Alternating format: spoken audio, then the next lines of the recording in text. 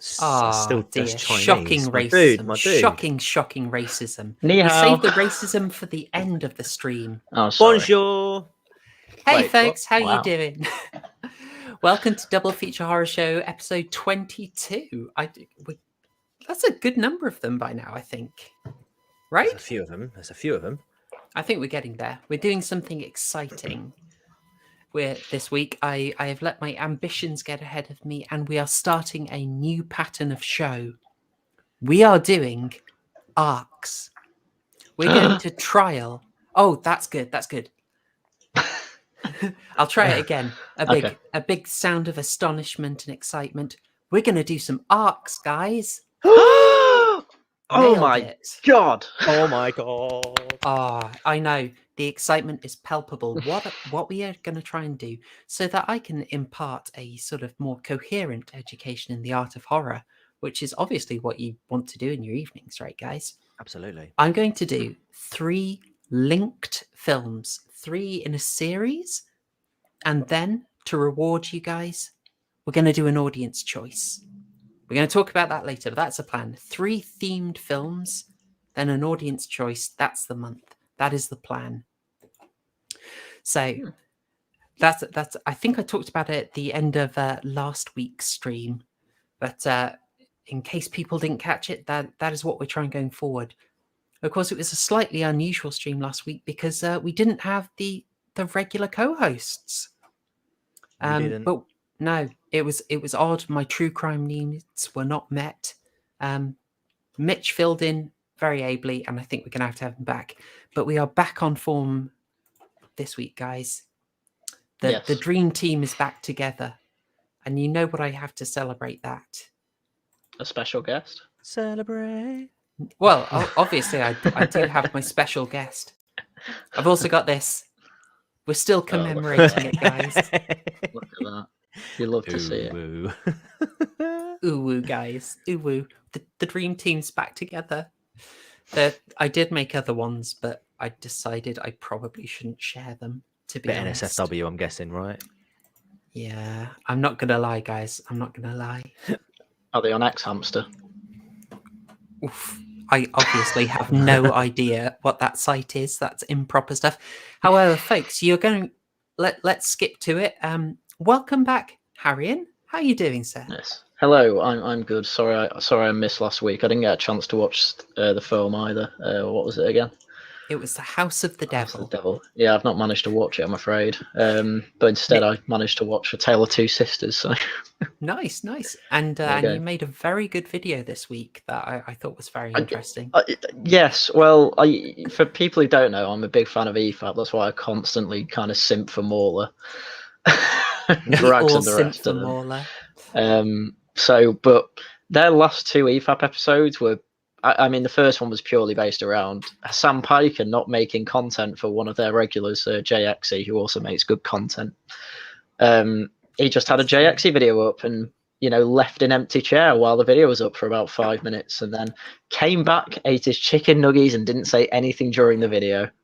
Just didn't transform it at all. Now, hold on, Haryan. Let's not start drama, because we are actually joined by a high-profile guest this week. Hassan, how are you? First time. I'm a big fan. Oh, no, he's not there. Okay. So the chat. Chicken nuggets will probably cook him. All right. Okay, don't worry about it. I'll tell you what. If you want to act like Hassan, just ban everyone who agrees with you in the chat. That's my advice. That's what I think you should do. I don't think I could be on Hassan's level because none of the chat have paid me. So that is true. I'd be banning people who haven't even done me the honor of supporting me, which it's not on the same level, is it? I'll tell you what we'll do, right? I'll set up members on my channel. We'll get some of them to join on that.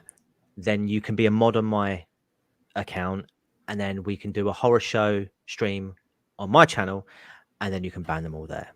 Oh, fantastic! That's a brilliant plan. We'll get Hassan's take on that later. I think we just missed him at the moment. I think he's cooking. Yeah, I don't think his mum's at home.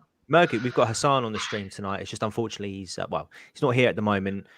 He's tending to his chicken nuggies, but I'm sure he'll be here, and I'm sure he's got some really, really insightful things to say about A Tale of Two Sisters. Yeah, he's going to be adding some informative, transformative, revolutionary content. Absolutely. As soon as he gets back, I think. Yeah. Don't worry True. about that. But for the moment, let's just carry on. We don't want to wait for him. How are you doing, true crime guy? Sorry, your name really throws me off every time you change. That crime guy, how you doing? I am Su Crime Guy today, and hello in Oh, South no. Korean. How are you doing? By the end of this run, I think we're gonna have some Korean down. We'll have some phrases. I might do a little quiz for us all. Oh God, I can barely speak English. Oh gosh. And yeah, folks. So the dream team is back together, as I've said. I've given you the plan for the next few months. We're going to see how the ARC and audience choice model works. I also want to say at the moment that if you want to keep abreast of what's going to come out on the channel, I don't have a community tab at the moment, so the best way you can find out is via Twitter, via Minds, and you can follow me on Twitter with @properhorrors. How nifty is that? Love I it. can find that in barely a minute. Barely Oh. takes me a minute to find that. I was hoping Hassan would be back by the time the overlay was taken off, but no, he'll turn up. He'll turn up. I'm sure. He'll turn up. He'll help out. He's he pitches in. Real communal sort of guy. He'll make an effort.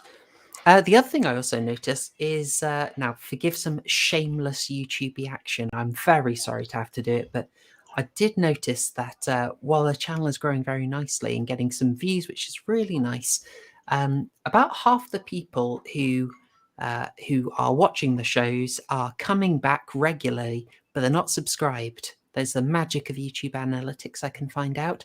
And I know this isn't going to apply to people in the chat, but I'm just going to mention that if you're coming back to this channel regularly, if you've seen a couple of double feature horror shows, do me a favor and subscribe. You're coming here anyway. Helps me out. Lightens the mood. Makes my day. I say crush that subscribe button with a closet. And unlike Hassan's subscription button, it doesn't cost you any money. Yes, exactly. It is all free. So get that like button and smash its head against the glass cabinet of your medicine Pay us cupboard. an exposure. Absolutely. I have to do it, guys. I have to do the YouTube. But we're growing and it's good and we're optimistic. So, oh gosh. I'm looking at my notes. I know where I'm going. Shall we get on to the topic part of the evening, guys? Let's. Yes. I'm excited for this. I'm really excited. I spent way too much time working on this. All right. So we're going to talk about something that happened in the early 2000s, and this is going to be part of what you may come to call the proper horror show grand unifying theory of horror. You might. Oh my. Sounds a bit rubbish. Sounds a bit Hawking-ish. It does, folks. It's a Pikachu! Oh, it's Sonichu. No Sonichu. No. What are you doing to your mother? Stop. No. This is a family stream, guys. So that's possibly ringing a few bells for you, folks. This is probably a bit familiar to people in my age bracket. And hopefully the rest of you are cultured enough to recognize what this is. I'm pretty sure it's Diglett, to be honest. It looks like Diglett, but yeah. I imagine it's something different. Just doesn't. Oh no, actually no, it'd probably be Doug Trio. Actually, Yeah, that's the one I meant. Nailed it. Absolutely nailed it. I am not showing the Doug Trio meme, but but the silhouette will do nicely. That was one of the options for the whole bringing us back together. Is I was going to put our heads on the Doug Trio meme. I figured you wouldn't appreciate that too much. The thing is, I know exactly what you mean by the Doug Trio meme as well. I know exactly which meme you're talking about. Oh God. I mean, I don't want to delay us much further, but have you seen the lore about Ash's mum and Mr. Mime? Have you seen it? No. Chat might be aware. Chat might. That's a type of horror that we haven't got into yet. So I was thinking, how am I going to represent this? Because this is something I've come to a few times, guys. If you've been here for the topic sections, you're going to be familiar with this. My grand narrative for what happened to horror over the last few decades. So we know that we had the all the fun of the 80s slashers, the declining sequels, the meta age of Scream, and then Hollywood came to something of an impasse. It had already done meta. What do you do now? Meta's run out. You're in the early 2000s. Scream 3 was kind of a disappointment for many people. I think it's underappreciated, but nevertheless, you've kind of got to worry. What are we going to do? What kind of horror films are we going to put out, guys? I know what we're going to do. Let's exploit the foreign market. Well, yeah. Well, there you go. Pull a Hassan, just steal content. Well, it's okay. No. Hassan's not come out yet. We've already covered one of the ways that horror evolved, right? Right. What's this? What's this representing, guys? Slasher, I assume. Sequels and slasher sequels. Yeah. It's the Platinum Dunes wave, right? It's the whole, we're going to go back into an old property. We're going to make it shiny and new. I've tried to make that look like a shiny, sparkling Jason mask. He definitely needs one. Yeah, it's all long brand overdue. new and stuff. Yeah. Right.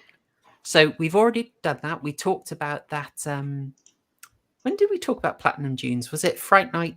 That was Remake? it was a couple of weeks ago. Yeah, I think it was the last one we were on. Yeah, it was. Yeah.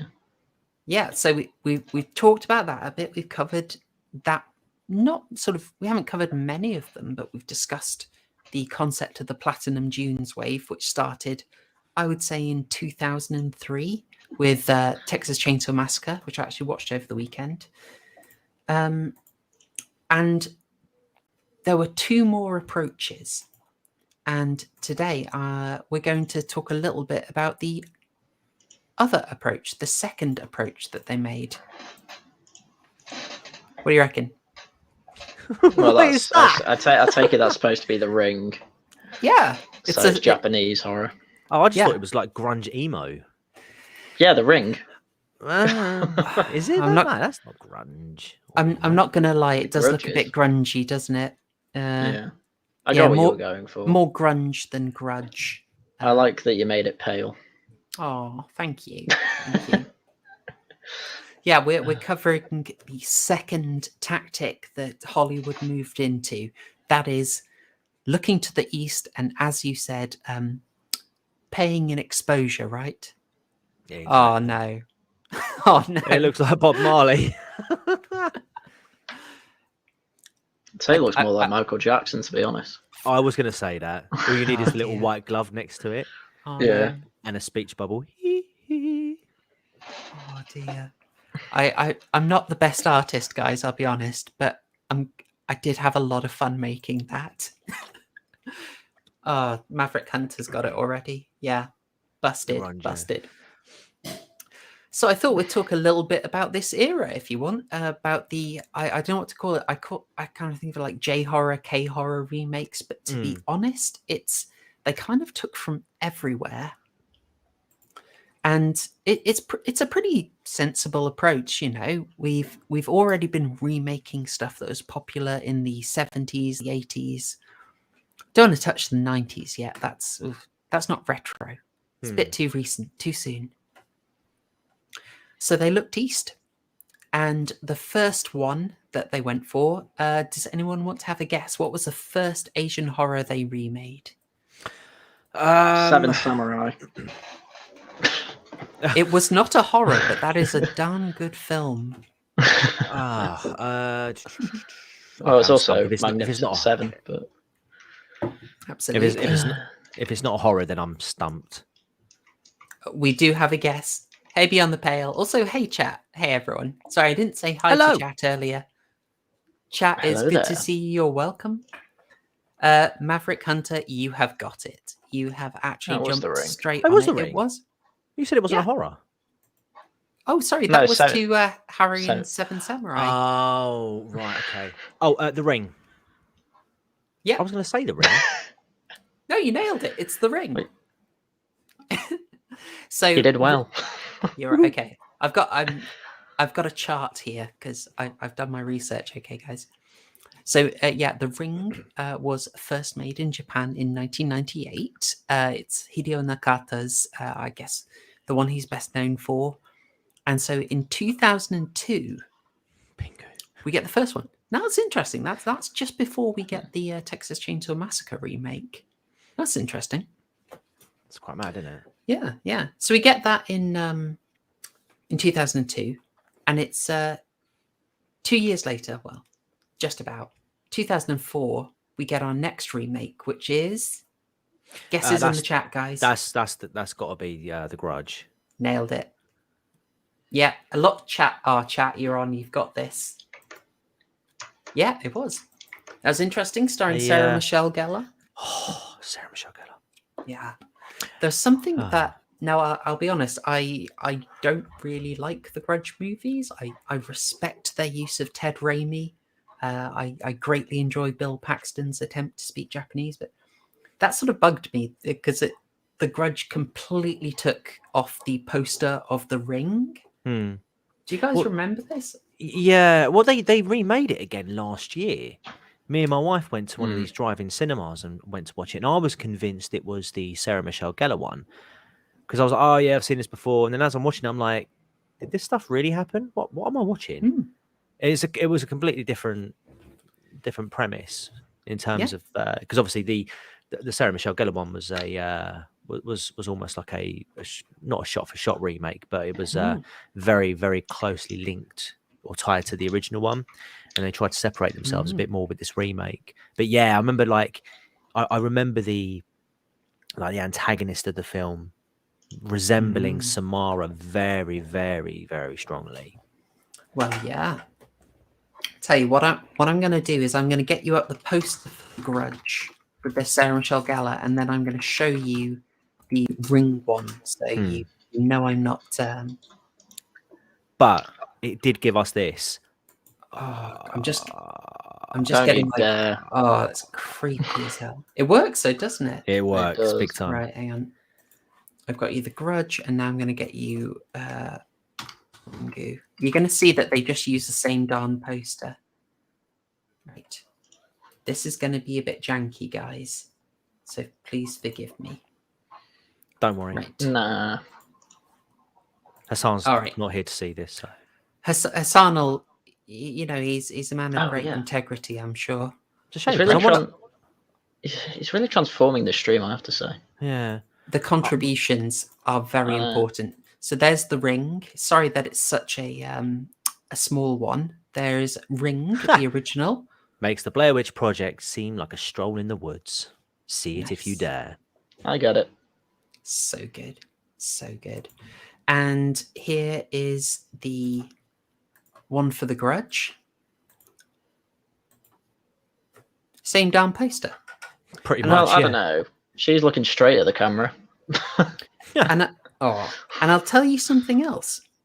They also took the ending of the Ring 2 and put it straight as the end of this, like scene for scene. It's the same darn thing. Really? Yeah. I don't even remember the Grudge ending. You don't need to be honest. I may be a bit harsh on it. It never really worked for me. If I'm honest with you guys, I'll leave that up for you. You can enjoy that.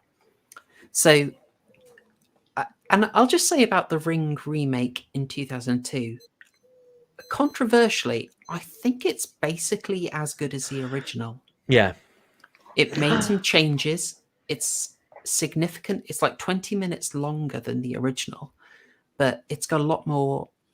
I think the pacing is better, and as a shameless gorehound, I like how nasty the corpses are. Yeah. I think it's a good change. I'm a fan of it. So I'm just simping it because I want to make the case that they are not all bad. Actually, some of them are very worth seeing.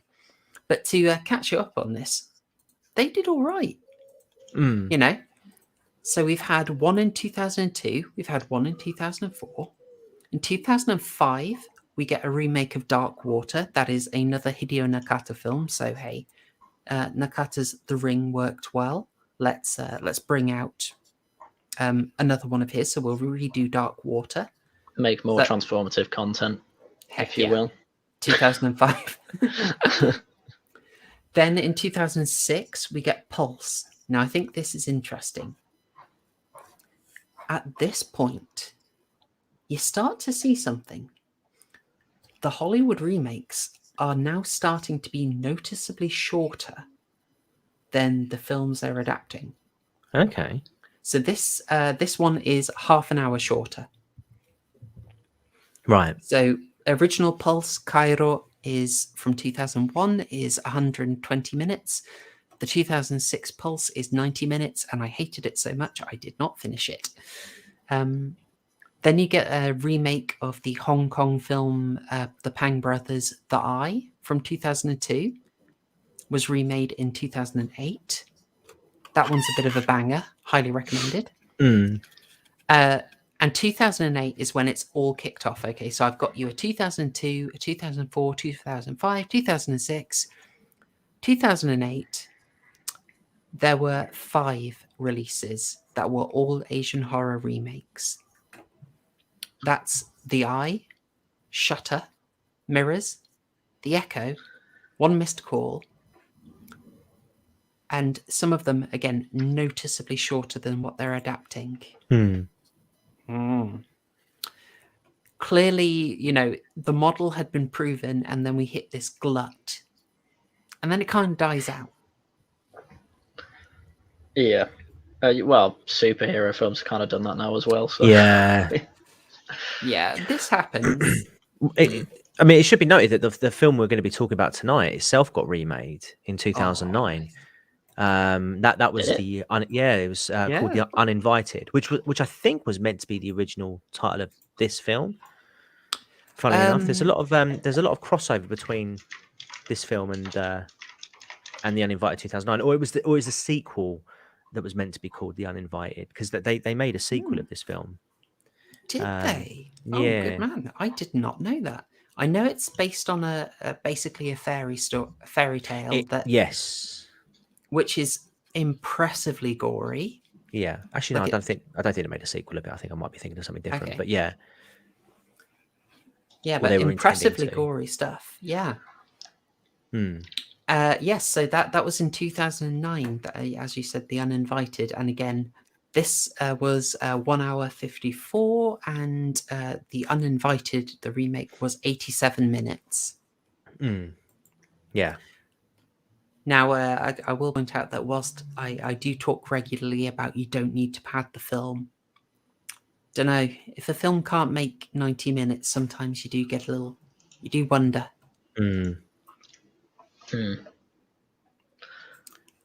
But yeah, so that's sort of this interesting short wave of films that were made to sort of take on Asian horror. They gave you a lot of tropes that I think you'll be familiar with. So the sort of Sadako grudge style Japanese ghost, the very pale woman with the long hair covering her face. That is the absolute staple of the genre that came in a lot. Also, something they carried over seemingly everywhere was the really muted, desaturated blue heavy tone of The Ring. Yes. Yeah, they I should have pulled up the trivia notes from when I rented this, but they actually mentioned that they use a very specific type of camera to get the tones, and because you do notice it in this film, you know, there's lots of red shifts and blue shifts, and it's very sort of the colorization, the saturation of the film goes, you know, sort of hand in hand with the scenes that you're watching, which I like. I think is pretty cool. It is cool. It's something that I really stood out to me about A Tale of Two Sisters is actually it will look so different to a lot of the remakes because it's actually it's heavily saturated. It's amazingly rich in color. But I think the remake did the same thing where it slapped the blue tone on it. So very odd. Very good. I'm seeing chat is appreciating Mirrors. Yeah, Mergu. I liked Mirrors. I thought that was pretty cool. I I had a good like time. Mirrors. Yeah. Yeah, it doesn't make all that much sense, but Alexander Ayar, he's a good director. He knows how to get the scares. He, of course, did the remake of The Hills Have Eyes, which I thought was amazing. Oh. I'm also seeing some love for the Shutter remake. I've not seen that myself, but I love Shutter. I've not seen it. Oh, it's so good. It's so good. So yeah, we seem to be past it. They seem to have sort of hit a bit of a creative block on that. We're not getting many of these remakes anymore. There's certainly room for them to do more, but it did seem to sort of stop at the end of the 2000s, and I think possibly you're right, is that they decided to move on to something else. Yeah. Superheroes, probably. Yeah, probably. Also, do you think maybe in some respects that the Asian markets have started to sort of siphon off from the Western markets a bit more? I mean, we sort of go back to what we watched a couple of months ago when we saw Alive. I mean, come on, that was well, I mean, it's a zombie film at the end of the day, isn't it? But I mean, who was blasting out the zombie films before it was, it was obviously Romero and sort of like the American markets, and it felt very westernized in that regard. I mean, obviously, like culturally, still very, close to home Korean wise, but yeah, just maybe now the influence is sort of switched a little bit, and you're now while the Americans and the British markets are sort of looking at your superhero franchises, the East have gone, hold on a minute, you've neglected a market here. Let's start to prop that up a bit. Oh, 100%. I mean, it is quite funny that you do get the narrative of, I don't want to sound like it's 2016 or anything, but the whole cultural appropriation thing. It's like, I mean, Haryan, you brought up Akira Kurosawa's Seven Samurai, so Shichinin no Samurai, which was remade as Magnificent Seven. Yes. And people might say, darn it, Hollywood stealing the ideas. It's like, okay. Akira Kurosawa, one of the things he's brilliant at is he did a whole load of Shakespeare films. So Wow, he did. I can't believe he Hassan William Shakespeare's content. Hassan, what do you think of that, mate? Oh, Hassan? My God, wow. He's Taking him a while to cook those nuggets, Jesus. I know, man. They're normally only 20 minutes at 200 degrees. I know. I think we missed him. We missed him somehow. But yeah, so Kurosawa's famous for his he's sort of famous for his a couple of Shakespeare remakes. So chat, you're probably ahead of me here, but Ran, which is based on King Lear, Throne of Blood is based on Macbeth and is also amazing. Guys, watch Throne of Blood. It's so cool. And then let's go to the Korean market as well. Let's talk about, guys, I'm going to be honest, I can't do Korean names. I'm going to dodge it. But a very famous Korean director, I think it's Chan-wook Park. Call me racist if I got it wrong. He did a film a couple of years ago called The Handmaiden, which is based on Sarah Waters', I've probably got her name wrong too, novel Fingersmith. So he adapted that sort of lesbian thriller mystery for a Korean setting. So there is all sorts of cultural exchange. It's kind of glorious. Well, yeah, it's like everything really. Why do we have so many Chinese restaurants throughout England now? Well, it's just cultural exchange in a way. You see Irish pubs all over the place in like America and such. Yeah, absolutely. So we are seeing sort of exchange, and it's kind of lovely because it does result in some beauties. Again, I will highlight Throne of Blood as an absolutely amazing film. So Trumpton would not stand for it. No drama. I've got to get him on here to talk about Amicus films, so keep it amicusable. Yeah, I know. Shall we cover our film tonight. Yes. Shall we Hassan, have Hassan? Oh, it's Hassan back actually. Oh no. Oh No. wow, half an hour. Jeez. Well, I think Yeah, what was it? He was gone for about 45 minutes last time, wasn't he? So Something like that, yeah. maybe he'll It's a turn up while. at 1:45. I mean, it was a whole John Oliver episode. So. How we? Yeah. Oh God. Yeah. No. To be fair, I don't blame him if he skipped an entire John Oliver episode. Fair play to him. I've skipped whole seasons of that. Well, it's as you know, folks, we're covering. Oh, hang on, where is that? Those better be some bomb ass nuggies. Love it. Thank you, Maverick Hunter. That's tickled me. That's tickled me. So we're covering A Tale of Two Sisters from 2003. It is based on a folktale, as we told. The folktale is called Jangwa Hongrianyeon. That's the only time I'm going to attempt it. And it's directed by Kim Ji-woon. And as we typically do at this point in the stream, we turn to our noble expert, Haryan, to give us the 2-paragraph to 3-paragraph summary of the film. Yes, Go of ahead, course. Haryan. So, I am not reading out these names. So, a teenage girl, Sumi. Apparently, I'm reading out these names. Fine, Will. Oh no, no, Sue Hassan. But a teenage girl, Sumi, she is in a mental institution talking to a doctor. Doctor shows her a photograph of her family. She's just not reacting to it, basically. She doesn't say anything in this scene at all, does she? And despite all that, she's let out with her father and her sister to go to their old family home, which is in the middle of nowhere. I do want to point out that this is in the middle of nowhere. So they go back and they go in, and their stepmother's there, and she's trying to act really friendly in a really creepy way, I found, which was fine. But the girls basically just want to be left alone. I mean, first thing they do when they get there is wait in the car and then go to a pond just to be together. So clearly they have trust issues or something with the father and stepmother. There was a bit in the film where who was the stepmother referring to when she said like, oh, be nice to your uncle? Because I thought she meant her dad. But no, it was do you remember that bit? 2 people. Yeah, it was the 2 people who visited for dinner. Yeah. I got that after, but I just remember that line and got quite confused.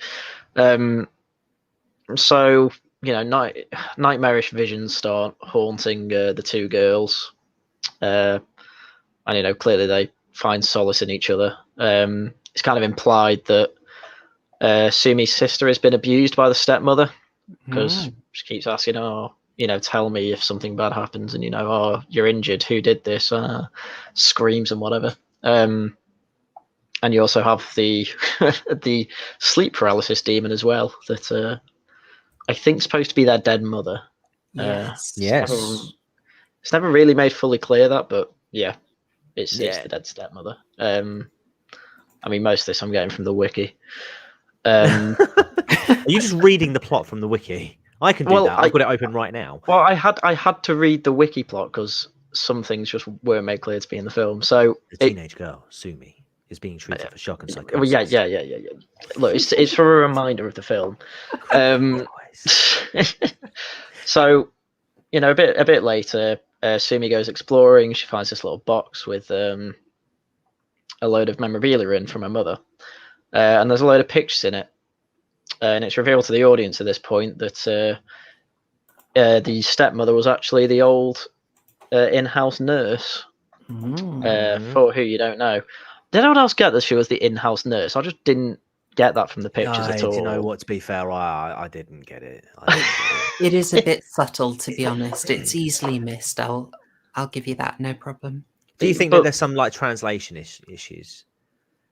Because I felt like the subtitles, the English translations. I don't know if it was just a very simple script, but I felt like it was very, very simple. Because like Harry said, I missed the point that she was actually a living nurse and not a well, I thought it was just like a colleague. yeah. I thought they just like had an adulterous relationship before they got married, which Mm. they did, to be fair. So Yeah. it gets the point across anyway. Yeah, it's confusing because you see the dad in a medical coat as well, and so I just thought they're colleagues. Yeah. Yeah, exactly. So there was that. Yeah, and then and then like she's constantly saying like, "Oh, I hate this family," basically the stepmother, and I'm like, "Well, why'd you marry into it then?" So I think I've pretty much. Oh, and then God, I hated this scene. The aunt and uncle came over for dinner, because the stepmom had insisted on it apparently, and the father was in on it too. He wants them over. Well, invited them over anyway. And then they're having dinner, and the stepmom's in this scene, and she's explaining these really weird stories that they're darkly funny, really. But she's like, "Oh, do you remember? Do you remember?" And the whole scene is like really uncomfortable with the aunt and uncle. They're just uncomfortable the whole way through, just like really mad at something, and then which you don't know what at the time, which is fine. And then they're just like, "Yeah, we don't remember." And then this is a big and then this is when the film just starts to do things happen. Yeah, the aunt just has a seizure, and I'm really not sure why. But Yeah. she just has a seizure out of nowhere. She's like on the floor, like having a seizure, obviously. Stepmom's doing nothing despite the fact being a nurse, which again is that's not that bad, and you'll see why. The father, he's kind of trying to help, but the husband's trying to calm her down as well. Eventually, he gets meds into her. Anyway, that all seems fine to go home after that. And on the way home, the uncle's like, "Oh, I didn't want to go there anyway." And at that point, I'm kind of like, "Well, why did you go?" Especially when the reveal is out later. And yeah, the aunt's like, "Oh, I saw a girl under the sink, and it was the ghost." And what's she called? Yeah, the stepmother's like a bit confused by the whole thing. It's like, "Oh, there's a little hairpin on the floor, whatever you call it." Goes to pick that up, hand grabs her. Then there's nothing. Then there's a random girl in green behind her. Don't know what that's about, but it's just like, "Oh, look at all this scary stuff," and I'm like, "But what's going on?" It's Yeah. Oh no. I'm like, why is there a girl in green? Because that's actually never explained. Yeah, I kind of assumed it was. Haryan. It's not well explained at all. Oh, Haryan. A green dress. I'm sorry, her in a green dress comes out of nowhere. The girl under the sink. I know it's obvious who that is. We'll get to the twist. Don't worry, because the twist comes after this. Anyway, I mean, this is a lot easier to explain when we get to the twist, so we'll get there. So, anyway, day after, the stepmom goes into the Sumi's little sister's room, sees all the photos have been torn with her out and her face scribbled out, whatever. So she goes in a mad rampage and locks her in a closet, which kind of the closet's come up a few times before. It's like, "Oh, don't talk about the closet incident from her dad," whatever. It's things like that. So locks her in a closet, and then I will say at this point I was like, "Well, how does no one hear anything in this house?" Yeah. Double glazing. It was so stupid. So yeah, I'm like, "Well, how's no one hearing anything?" Anyway, again, the twist can kind of explain it for this bit, but Sumi comes in, checks the closet. It's like, "Oh my god, my sister's in there," and then the stepmom then comes in as well. I can't remember what she says to them, but she leaves for some reason, doesn't she? Oh no, she never goes back to the room, does she? No. They move back. Yeah, they move room. Yeah, she just keeps walking away. Don't know where. Doesn't matter though. You'll find out why. And then the father comes up and he's like, "Oh, why won't you tell me what's wrong to Sumi?" And it was at this point I kind of realised, like, wow, the sister's not actually said anything to the dad yet. And it turns out that that's because, she doesn't actually exist. And at this point, I was like, that's a pretty good twist. And recontextualizes things. And I'm like, that's pretty good. We will discuss the twists in big detail. But one thing that I really noticed on this view was they drop the bomb about Suyun at like 76 minutes in. And there's like 40 minutes more film to go. Yeah, I And wondered that. I was like, I was like, that's a bit early for this, isn't it? you should drop that like 10 minutes from the end, right? I mean, the film Middle School, The Worst Years of My Life, at least gave you like 10, 15 minutes before they dropped the bombshell that his brother doesn't exist. I mean, there's been I've seen earlier twists, I'd say. I'm gonna. Can't think of examples. But go It's on. just a sort of how after that you'd think, well, surely there's not too much more to do in the film once you've dropped that bombshell. I also realised once again I didn't say spoilers, but guys, I think you know the drill. I put it out all over social media. We are going to talk about the film in depth, so this is totally spoilerful. And if you don't want to be spoiled, stop now, watch the film, enjoy catch up. Even though Haryan's just told you the entire. Well, I haven't. I have said one of the. The twists. So, I mean, at this point, I'm like, but the little sister and the stepmom have interacted. So how does that make any sense? So, does anything happen between? Oh, yeah. There's that whole scene of. I mean, there's bad dreams throughout this, but she basically has a dream that her stepmom had brought like a body bag through, not a body bag, but a bag full of a body. Yeah. That was bloodied like through the house and started whipping it. Yes. Is then alone in the house, just with the stepmom again, but can you find that out a bit later? And then, she walks through the house. She notices blood on the floor, finds the bag. The bag's pretty well tied up, so she can't like undo it. So she goes around to like find something to cut the bag open with. She can't find anything, so goes back to find the bag's been moved to a cupboard in her dad's kind of office, which is a medical office, so it's quite easy to find scissors.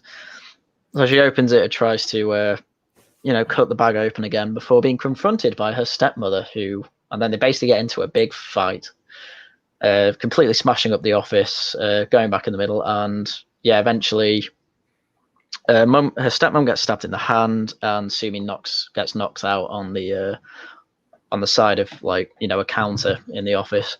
Then she gets moved to the hallway, and then she's about to be crushed by a big statue that her mum brought in from outside.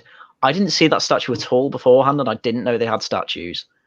But apparently there's just a massive man-sized statue. In fairness, it's a very arty house. I'm not. That's the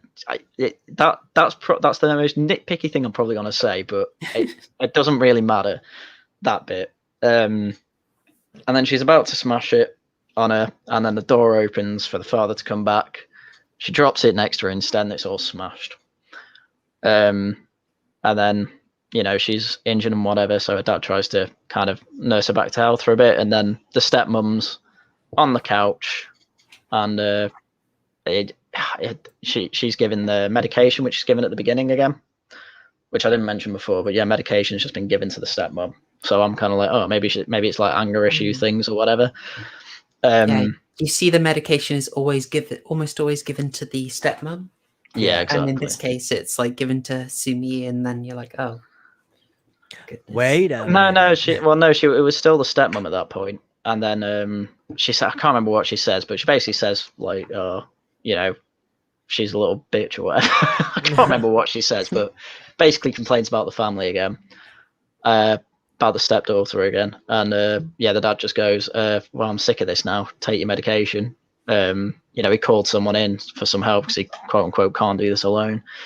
And then the doctor walks in. Turns out it was the nurse. The nurse is the doctor that walked in, and then it turns out that it's Sumi who's actually on the couch. So she was acting as both the stepmother and Sumi the whole time.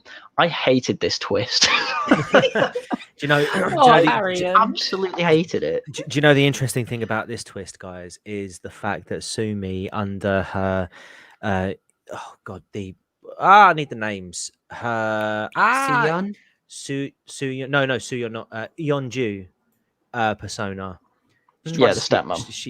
Stepmom. Let's go with that one. Tried to sleep with her own father. Now, no child would ever want to do something like that with their parent. There's no recently recorded events of someone trying to do that. That especially part of a woman merge sort of thing. Yeah, you'd have to be a really quick villain to get away with that. Yeah, but I digress. So yeah, it turns out that the whole time, Sumi's had a split personality with her, basically pretending to be what she sees as her stepmother, which is basically an abusive stepmother. I mean, she was awful throughout it. So it explains why, the aunt and uncle were really uncomfortable, because, she was clearly in the personality of the stepmom at that point. And at that point, I was like, where the hell is Sumi throughout that scene? And this kind of explains it. She's basically just supposed to not be there. And the whole point of them going over was to see the girls, as said before. I hate that whole scene. Yeah, she tried to sleep with her dad, as you said. Yeah, this is something we'll talk about. Is it was only on this watch. I've seen it 3 times now. I got some major Wincesty themes going on here, like in the film. There is a serious reading of that in this film, but we will get to that. Well, definitely an interesting film to pick, given, like I say, given recent events that we shall not discuss in this stream, because we are a family stream. Wholesome. So wholesome. Yeah.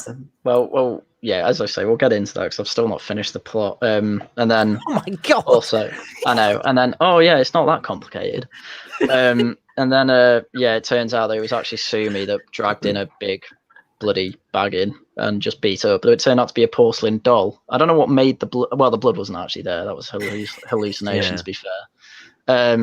Yeah, and then she killed her own pet bird, which I didn't mention because it had absolutely nothing to do with the story, really. And then finally, you get a load of flashbacks about what happened in the past. So they've all gone back to the hospital, to the mental institution where she is, including the stepmom, by the way. So they all go there. She's institutionalized again. You start getting flashbacks. So it turns out that, the sisters realised that there was an adulterous affair simply by the way they got out of a car. Don't really get that. It's dumb.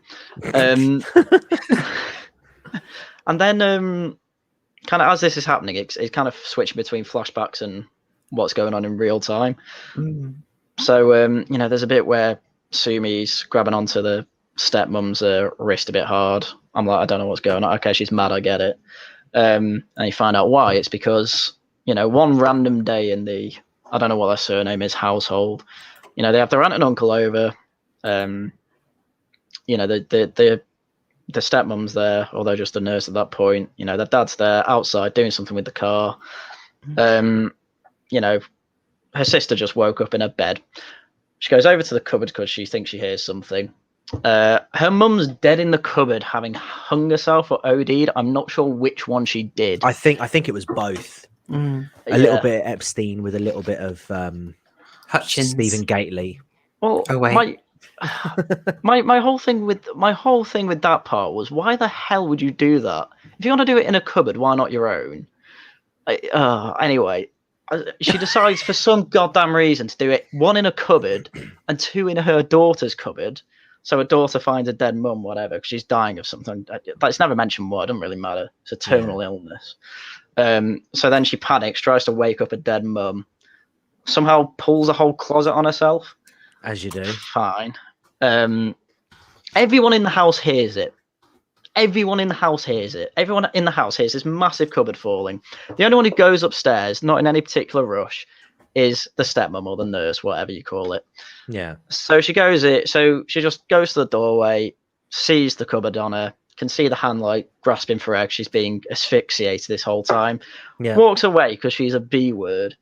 All right, fine. As she's walking away, she then stops, turns around and thinks, maybe I should save this 6-year-old. Maybe that would be a good thing to do. But then, it just so happens that Sumi comes out of her room, doesn't hear this massive wardrobe fall on her sister, doesn't hear this massive crashing sound that people out the freaking house heard, just walks there, is like, oh, what you doing upstairs? And at that point, I'm like, it's the nurse. It's just like, she looked after the mother that you don't know is dead yet. Why do you think she's upstairs? And then they just have an argument for no reason. Well, not no reason. They just hate each other. Yeah, she's like, I'm going to go out. And she's like, well, if you go out, it's going to be... You'll regret it. Yeah. Yeah. I was like, no, I'm going to sort of side with you on this one. It was so stupid. And then yeah, she goes out and then she's like, "Oh well, I'm not going to save your sister." Then it's like, wow, what a bitch. Yeah. And but the thing is, the thing that gets me, it seems like no one realised that she could have saved her. And it's like look, four people heard that cupboard. Only one goes up. Already, I'm like, what the hell? Yeah. But then it's like no one even tries to think to ask her, oh, what actually happened? No one asks her. And I'm like, what the? And the dad just doesn't care. I'm like, what? You never know, but we don't see that bit because we only get this flashback. That this is the sound issue. I'm not going to deny is in there. It's never bothered me, but I like that you're mad about it. It's so like the thing is throughout the film, it's like okay, so the mother and daughter are fighting when it's just like supposed to be Sumi in the house, right? Why does no one hear it? Oh, because only Sumi's in the house. So okay, I can kind of get that. Oh yeah, and there was that dream that Sumi had of like the person coming around the door and then moving a duvet down and then going up. I thought back to that. I'm like, wow, that meant nothing. She doesn't exist. Yeah. A massive problem I had. That wasn't the door in the and the bed that Soo Yeon. Yeah. He doesn't exist. Oh yeah, true. Yeah. So I'm like, well, that's hold on there. Now, once again, the Haryan summary is the entire film, and I love it. I'm sorry, it's funny every time. I think you might have been a little bit harsh, though. I mean, if Hassan, what did you? Oh my god, what the hell was he doing before? That is unbelievable. Haryan, I hope he doesn't get crushed by a cupboard on the way that no one hears. Haryan, well, he's muted, ready, so we're not going to hear, are we? He was ready to give his opinion. You took too long. Now he's off getting chicky nuggies. What a terrible co-host, honestly. Oh, please tag Mola and JXC into this. That's brilliant. Well, we'll get him later. Actually, he has said in the chat. Oh dear, yeah. I missed it. Nuggies, what nuggies, mom? Oh dear. Never mind. We'll catch him later. Anyway, I want you to defend this film. Oh, I'm eager to defend the film. It's fine. Yeah. I don't know where to start because I love this film. When I saw it originally, this scared the heck out of me. It was. I'll give it that. The horror set pieces were pretty good. It's one of those ones that I think if you kind of like happened last week with House of the Devil, it's big on mood and it's light on plot and it's quite built around some set pieces, but I think it's better at sustaining things. But if you sort of fall off it and the mood doesn't get you, then you are sort of lost for good. And it's very hard to stay on. But I just think analysis-wise, there's a lot I really love. So there's a couple of things I picked up on. Like I wanted to show, we start off with like these really pale, muted colors in the asylum that you pointed out, right? Well, I didn't point it out, but they are there. Sorry, the bit in the asylum is there. So you start off looking like this, and she does a sort of Sadako-looking thing. And interestingly, we completely leave that. So this is a stylistic thing. We leave the asylum, and suddenly the rest of the film is looking like it's really green and colourful. It's looking like this. It's looking bright like that. It's looking. Let me get you a few more. There was a lot of different coloured wallpaper I noticed as well. It's very big on that. Red and blues and yellow in one room, I think. So look at these deep colours. By the way, I could kind of. This is when I thought there'd be a split personality twist, just because of this kind of framing, because of the mirrors. I really like the way this scene was shot. Cinematography wise, this film's great.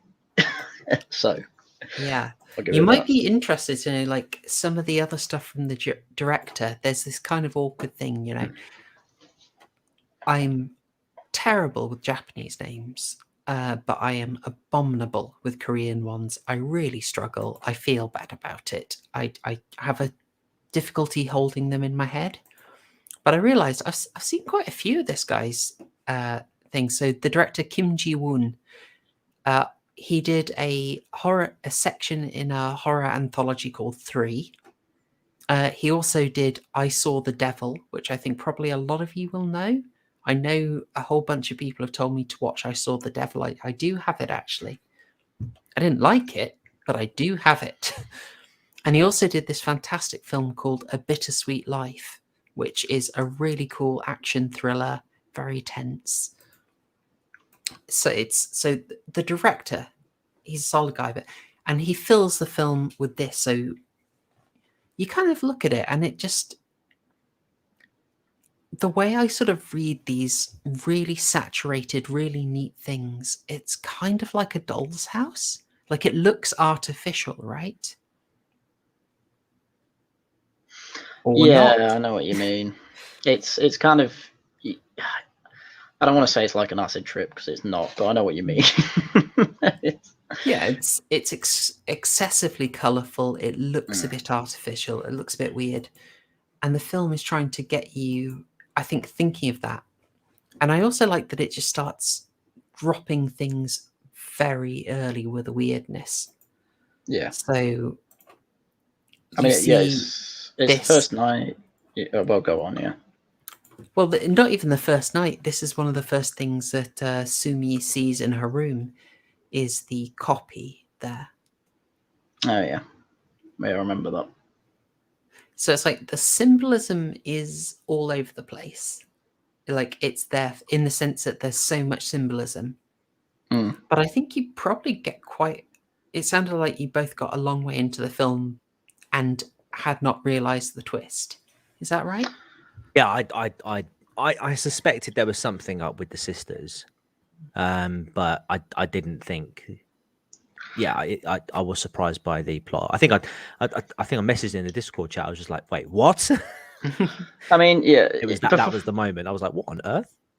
Yeah, before the first twist, if you asked me, I don't think I would have said she doesn't exist. I thought it'd be more like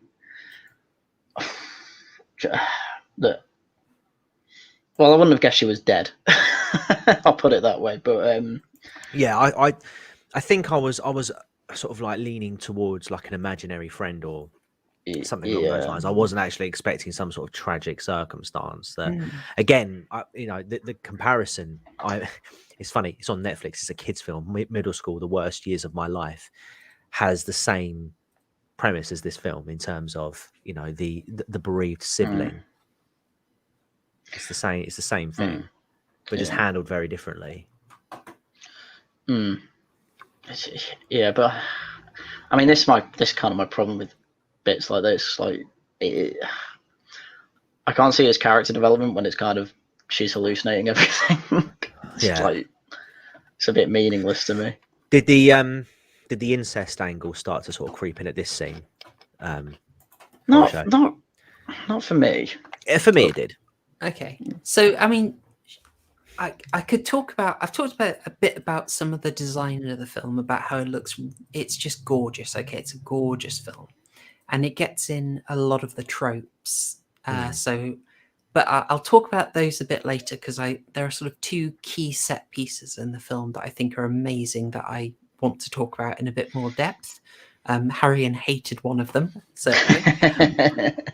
But yeah, I don't see people talk about the sort of incest angle much. This is not a major plot point, but it feels like there's quite a lot in there to fuel it. Well, let's put it this way. Part of our problem or part of the joy of A Tale of Two Sisters is that you have to interpret everything after the twist, knowing that what you're seeing is a projection of one person. So, like, when you see that stepmother for the first time, she's so annoying, isn't she? She's overbearing, right? Yeah. Well, yeah, she's just a B word throughout the film. I've said the B word / the actual B word throughout this. I don't appreciate know it. But we're family stream, Haryan. I know. We're family stream now. Back to the incest. So, I know, guys. I know.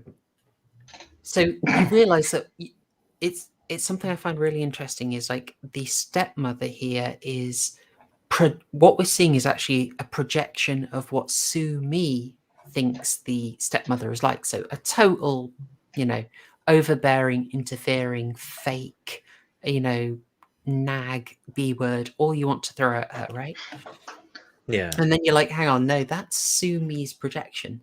So something I absolutely love is thinking through that angle. And then when you actually get that moment when you meet the real, what's her name? Eunji? The stepmom. Eunji. The stepmom, yeah. We're going to go with stepmom, guys. Otherwise, we're just going to mangle it. So you meet the real Eunji, and she's like stepmom, and she's just she looks normal, and I kind of love that. In a way, I don't like that she was actually completely evil and horrible and heartless. I kind of preferred the idea that she was normal, and we just got this horrible, monstrous representation of her, right? Well, I think letting a child die is pretty monstrous, personally. Well, yes, she is definitely, but I would have been interested in a version where she wasn't monstrous and it was literally just all Sumi projecting, right? Yeah, I also would have preferred that. Yeah. And you've got this, and then you have, I just think their bond is lovely. Yeah. But it's also very revealing. So she's so protective of Suyeon, and she's what you might call a wooby. She's a little bundle of sweet cakes that you just want to protect, Yeah. Right? Yeah. I mean, spoilers, Harry, and I did say in my prediction for your score that you will hate Suyeon. Yeah. Well, the concept's fine.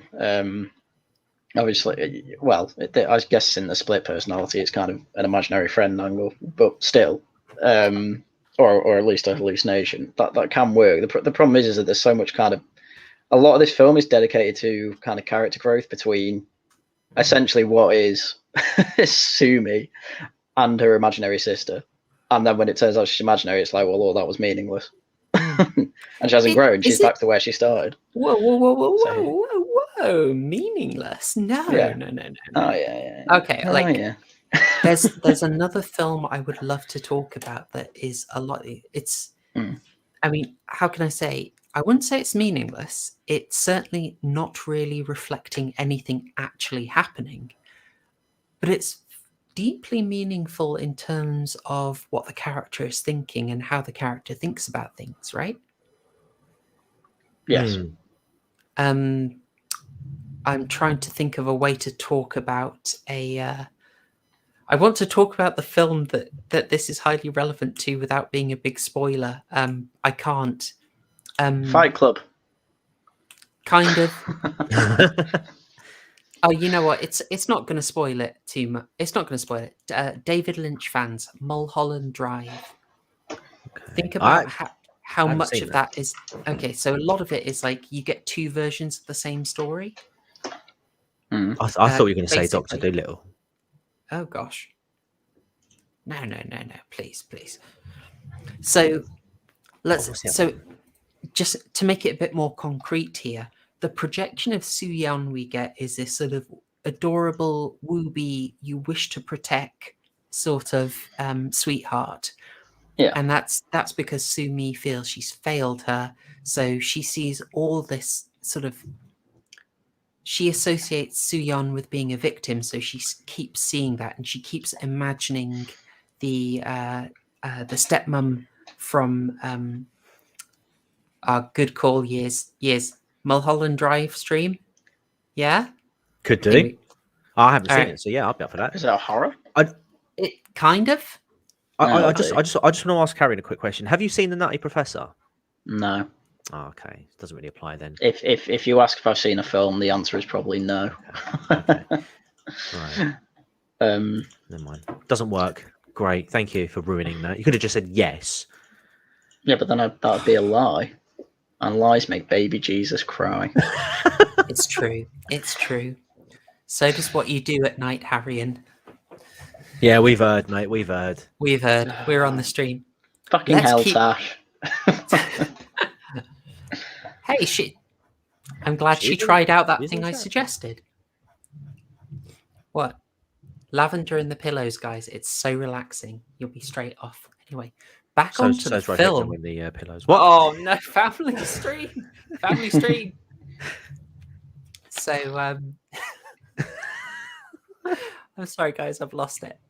So to get back to the point, Sumi is mentally constantly reenacting the terrors of Suyeon and her, what we know is her death inside the cupboard, and making the I messed this up. The stepmom constantly do it. Now, none of these things happen, but in Sumi's mind, this is what happened. It's a much darker version of reality. It's much more active. So I would on. say. Oh, sorry, go on. I thought you. Just to finish the thought. It's like, but what's really interesting is, so the first time that that's good enough, but then you see when they are looking at photos, and I do actually have this scene because I thought it was, got it, 6. When they're looking at the photos, it's the first time you see that Suyeon has got the bruises. The way Sumi reacts is quite telling. Like, she's really quite aggressive in grabbing them, and you're thinking, like, it's that idea of Sumi is actually sort of a danger to herself. Like, it's some of her own aggression is being tied up in that reaction. You know, she is hurting herself. Now, ultimately, what's happening in the scene is, it's stop hitting yourself, stop hitting yourself. Yeah. But from a character point of view, I think it's a lot more interesting. Yeah. I mean, I would just argue the fact that, Haryan's like, oh no, it's this poor character development, or it doesn't matter because they're not real. I would argue that this is actually character development, but for Sumi, because of what Prob Horrorshow said with regards to these are the outward projections that she has of both her sister and the evil stepmother. These are her projections, and you see those characters manifest as the film goes on. Well, yeah, they both just get more kind of extreme. Like the little sister gets more and more helpless. The stepmom just gets more and more of a B word. That's kind of it. Sumi doesn't actually change. Sumi just still tries to protect. That's it. No, but her perception of her sister and her stepmother does. That's what I'm saying. Neither of who exist, so it doesn't matter. In her mind, these are her outward projections. Yeah, I know what you're saying. Mr. Notice Me Senpai Mauler. All right, I know what you're saying. All right. We do all want Mauler to notice us. Guys, let Mauler know that he should notice us. Yes, come on, guys. That crime girls. guy, I've just asked Hassan when the chicken nuggets are going to be ready because we're talking about the film. So if we could magnify that. Maybe Hassan doesn't really exist, so it doesn't really matter. Maybe Hassan doesn't exist. Maybe he's just... I swear I'm going to kick him at some point. Oh, wow. Has he given you money? No. In that case, I'll have to keep him on the stream. Not even an exposure? No, not even exposure bucks. Unbelievable. So we've talked about now how ultimately we have to realize what's happening is we're looking at characters through how Sumi feels about them and how she interprets the events, which brings us to the incest angle, which is possibly just a reading. Well, it's certainly a reading. I don't know if it's there, but you picked up on this, that crime guy, knowing we know that one of the first things she does is get into her father's bed, right? Whilst we see the stepmother get in, we later realize it's Sumi. Which is explaining why the dad then gets out and sleeps in his study. But you start to pick up on a few of the things that she's saying. Like, she says to him multiple times, "Don't touch me." She sort of stays far, far away from him if she can. She really tries to avoid him. I think that's a bit of a stretch to say it's anything like that. You notice these things. Yeah. You also notice stuff like this shot, which I actually saved as more of a clue here, but it kind of works. So when you first see this, it's actually her sitting next to Soo-yeon, but the framing cuts it off, so you only see her and her dad. Yeah. Obviously, we get why. Mm. She just sort of talks to him about him not being a father. And there's so much sort of aggression towards him and so much fear in the film, so much sort of uncomfortable, scary imagery being brought on around the ideas of womanhood and becoming a woman. Like that is another thing in there. Yeah. Yeah, because there was the whole period thing as well, which Yeah. Oh yeah, when she was like, "Oh, imagine you and me getting periods at the same time." well, it's like, oh yeah, Well, we've got periods at the same time. I'm like, well, that's a weird thing to say. Yeah. Well, the thing is, I would have my mind at that moment was thinking, because it can happen, like when women are around each other for long periods of time, they can sync up. From what I've heard, and I figured it was strange that the sisters hadn't synced up, but yet the stepmother and the other sister had. So it was quite. I just thought it was really weird having the film because it didn't really add anything. I thought. No, but I think there's a larger sort of there's a sort of more subtle hint there that actually those I don't know how to word it, but those two, the stepmother and Soo-yeon, because obviously they're both figments, there's a similarity that those two share that they don't have with Sumi, and that's they're not real, she is. That makes sense. Told through period blood. There we go. You don't just need the vagina monologues. You can just have this little scene here. Boom. There you go. Happy days. Yeah, go on. I was going to say it's sort of a thing of Soo-yeon is this sort of object that you want to protect, right, in Sumi's mind. Yeah. So Soo-yeon getting her period, approaching adulthood, is sort of this kind of vulnerable thing. You know, that Sumi is scared of that is quite interesting. And that sort of feeds into the idea of you don't want to become an adult because you're, that womanly role, that wifely role is intimidating, and possibly that fuels the sort of incest vibes that are in there. I don't know how well, founded that is, but it's certainly kind of a reading I got about the dad, about some very sort of unwholesome vibes from him. Oh, he was just that was doing my head in. Geezer was just so uninterested, I felt like, for most of the film. Oh yeah, I mean, he tells her snap out of it, and it's not particularly this was my thing throughout the film. What the hell was his plan? I don't understand what his plan was, because he knew she was sick.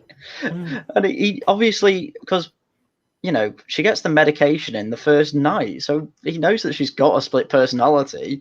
What the hell was your plan? You didn't do anything to help. You just kept giving medication and being like, "Oh, why would you tell me what's up?" I said, "What do you mean you know what's up?" Dude is deep in denial, man. This is what I was thinking. I think it was more of the fact it was in denial. I mean, he'd already lost his wife, he'd lost his daughter, his other daughter was off the rails. It was just, I think everything was crashing down on him. And again, man, you should focus on what you got rather than. But I don't get why did he go with his daughter without his wife? I don't get why the stepmom wasn't there with them.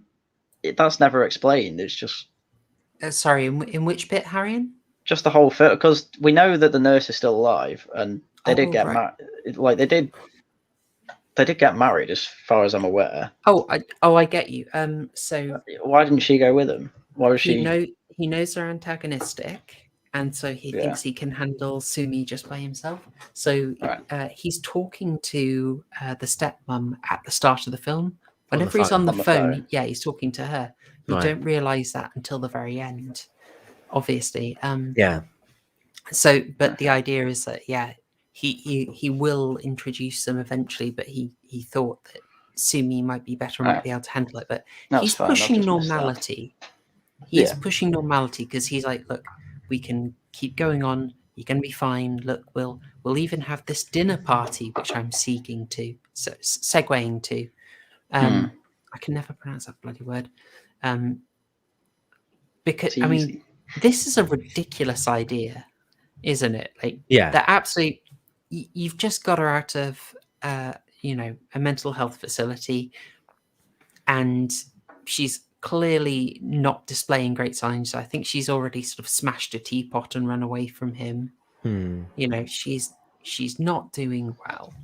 And he just decides, okay, you know, we're going to have some friends over and we're going to have a nice dinner party. So I think this sort of cements the fact that the guy's in denial.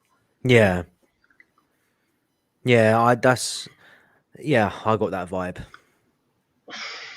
I mean, how deep is it when kind of his, you know, daughter's acting like his wife? I mean, obviously not exactly like his wife. Just but look at this scene right in front of you, or look at this image. Like, he's just staring at his wine, trying to ignore it. You reckon? I need to draw the green lines on it, don't I? He's got a pretty straight back, to be fair. I don't understand. I'm gonna show my boomerism here, but I don't understand those green line things. The straight and the angular one. It's just about posture. It's like if you've got an angled green line as a man, you're a simp. Not a simp. Simps are good. Okay. Beta. Yeah. Well, simping for real queens is good. Sorry. Let's be specific. Yeah. And I've got to find a thing. Carry on talking. Oh, I just. So he might be in denial there, but I just find it difficult given how, like, especially, I don't buy the denial thing. I think he's trying really hard to kind of snap her out of it, I guess. So, which I guess is why he's quite distant with her. What does he do? Yeah, but what does he do to do that though? Well, apart from giving medication and I don't know, he kind of leaves her to his own devices. He gets her a bird, which he kills, which I don't know why.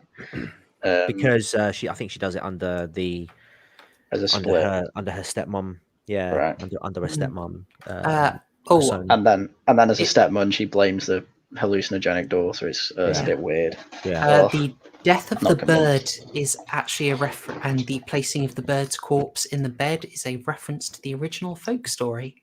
Yes. There's a dead rat, I think, in the original. Exactly. So it's. I mean, this film has gone way off the folk story, but I think it's just making that reference. So we should probably explain the dinner scene because I would say it's one of two set pieces. So the other one I would say is that first night terror scene with the like very typical Asian ghost there. That's the ghost of their mother. Yeah, I do have a screen cap, but we won't go back to it. It's fine. This is the other set piece scene. You know, something. So much anxiety is built into this, right? Yeah. I find it incredibly tense. It's so awkward. You know, it starts off being a bit uncomfortable, but then she just keeps pushing it. And she's so awkward with her stories. Everyone's stony faced. It's grim. I mean, something that it reminded me of, maybe other people will have thought of this too, is a bit like Eraserhead, if you remember the dinner scene in that. Just how awkward and surreal it was. I've seen there are a few David Lynch fans in chat, so I just wanted to offer up a little bit of Eraserhead. Not familiar, I'm afraid, but are we talking? So when you say that first ghost scene, are you talking about just the hand and the duvet, or are you talking the actual mum, which just sort of? I'm talking the mum. The mum. So where is it? That was probably the only scene that actually frightened me in this film. Yeah. Not to sound big bollock, not to sound big bald or anything, because I just didn't find I just didn't find it to be that scary, to be honest. There was actually no, tell a lie. There was one other bit, which will come back to me. Jesus. But this, yeah, I wasn't happy with this bit. I was a bit like, sort of squinting, waiting for the scene to finish. It was the bit when she sort of just stood up on the bed, but just sort of like floated sort of sideways up. I was like, and then she was obviously standing right over her. I was like, Well, yeah, I got the mate. point was that she was being hung. Yeah, I Yeah. mean, I did find this quite disturbing. I'm not going to lie. I was a bit. I enjoyed it up to the point where a random hand comes out from under a dress, and I'm like, what the hell? Why that? Well, it's a spirit, Haryan. Okay, they don't. It's not even a spirit; it's a dream. It's a which is even dream. more. It's a dream. Okay, it's a dream. It doesn't. Which doesn't have to make sense. No, I'm not saying. Right. I'm not saying it doesn't have to make sense or not. But like, why even in a dream would you think of like a hand coming out of a? Because the point of terror is, the mother's death, and the offspring has also died. So the idea that oh my god, yeah, right. That's a decent. But it's also like being trapped under something, and hands being reaching out from under something is a big point of the visual thing because of the closet. You see, this is why Horrorshow was right about The Matrix. If you haven't seen it already, go and watch her more detailed long form response, which came out early this week. Absolutely smashes the theory that it was a trans allegory. Oh, thank you. That's expert shilling. Yeah, do watch that, guys. I made a really quick video about The Matrix not being a trans allegory about a year ago, and I annoyed all the right people. And I've done a full-on follow-up, which will annoy everyone even more. But I also think it's a good video. So while at the same time confirming which Tchaikovsky film, was it the Wachowski film is a trans allegory. Go and watch it. Yes, they did do one. It's not The Matrix. Netflix hacks. Anyway.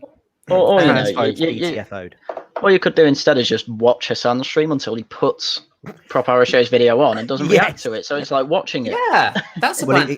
He's talking about Hassan, when are you going to cover my art? Nah, he's off. Wow. I hope he enjoyed his nuggies though. I'll say maybe he's took the nuggie sign down. He's took the nuggie sign down. Yeah, so hopefully, I think he's finished the nuggies, but he must have eaten. His mum must have brought him so many of those chicken tendies that I think he's going to be in the bathroom a while. Oh, he's gone for a banging shit. Do you reckon? It could be. He's off to produce some more content of his own. Nice. Hopefully Hassan will be back by the end of the stream. Well, I think in all seriousness, I think he's talking about Cuomo because apparently Cuomo's resigned in disgrace. So, oh dear, never mind. It's only New York. But I thought he was Italian. Yeah, pizzeria. Yeah. Oh, I say, hey British Knight, hey Charlie Chieftain, good to see everyone. Okay, there's a controversial film. Mitch actually gave us the lowest score we've ever had for a film. I don't think we're going to reach those levels, guys, but I think I might have to fight for the score here. What did he give? He gave it a 3. 3 burgers, no cheese. Well, he gave this film a 3? Or he gave... No, last week's. Yeah. Such a negative Nancy, isn't he? I think he wouldn't have even given it the bun if I hadn't fought for it, God. Anyway, let's... So we've got this kind of strong imagery. This is a classic Asian horror scare. It's probably what you expected going in, and it's got deep symbolism to the themes of the film. This is good stuff, and it sounds like it actually shat you both up good and proper. Yeah, that is accurate. Nice. Not only that, but then kind of every time because there was a lot of focus on mirrors in this film, I felt. Every time that happened, I thought, oh, you're going to see something in the background. You never did. And then quite a lot of times when a door randomly opens, about half the time there isn't actually anything there. And then there's a lot of kind of camera panning around a person. And you think something's going to appear in the back. Doesn't happen. It teases a lot of those kind of jump scares, and I appreciate that. I appreciate they kept tension rather than blowing their load on what should have been a dry run. Yeah, there was a lot of fake outs, wasn't there, with the mirror scenes. Yeah. Yeah, which is kind of like the opposite of films like not films, but like Bly Manor, where it's just every time, more or less. Well, it's not a jump scare though, which is what I mean. But it's kind of like, and you kind of have to squint in quite a lot of those scenes to actually see, Yeah. like the plague doctor or or the child. And even then, they're kind of background objects. So. I Anyway. was just thinking specifically Eric. Yeah, Eric, yeah. Eric's in like every mirror until episode 4, 3. Can't remember. Bly Manor's good. Watch it. Anyway, carry on. We've already covered that one, so watch that. It's an earlier stream. Yeah. It is a good stream. It's a fantastic stream. It's Hang on. Are you helping? Are you helping Hassan out? Where have you gone?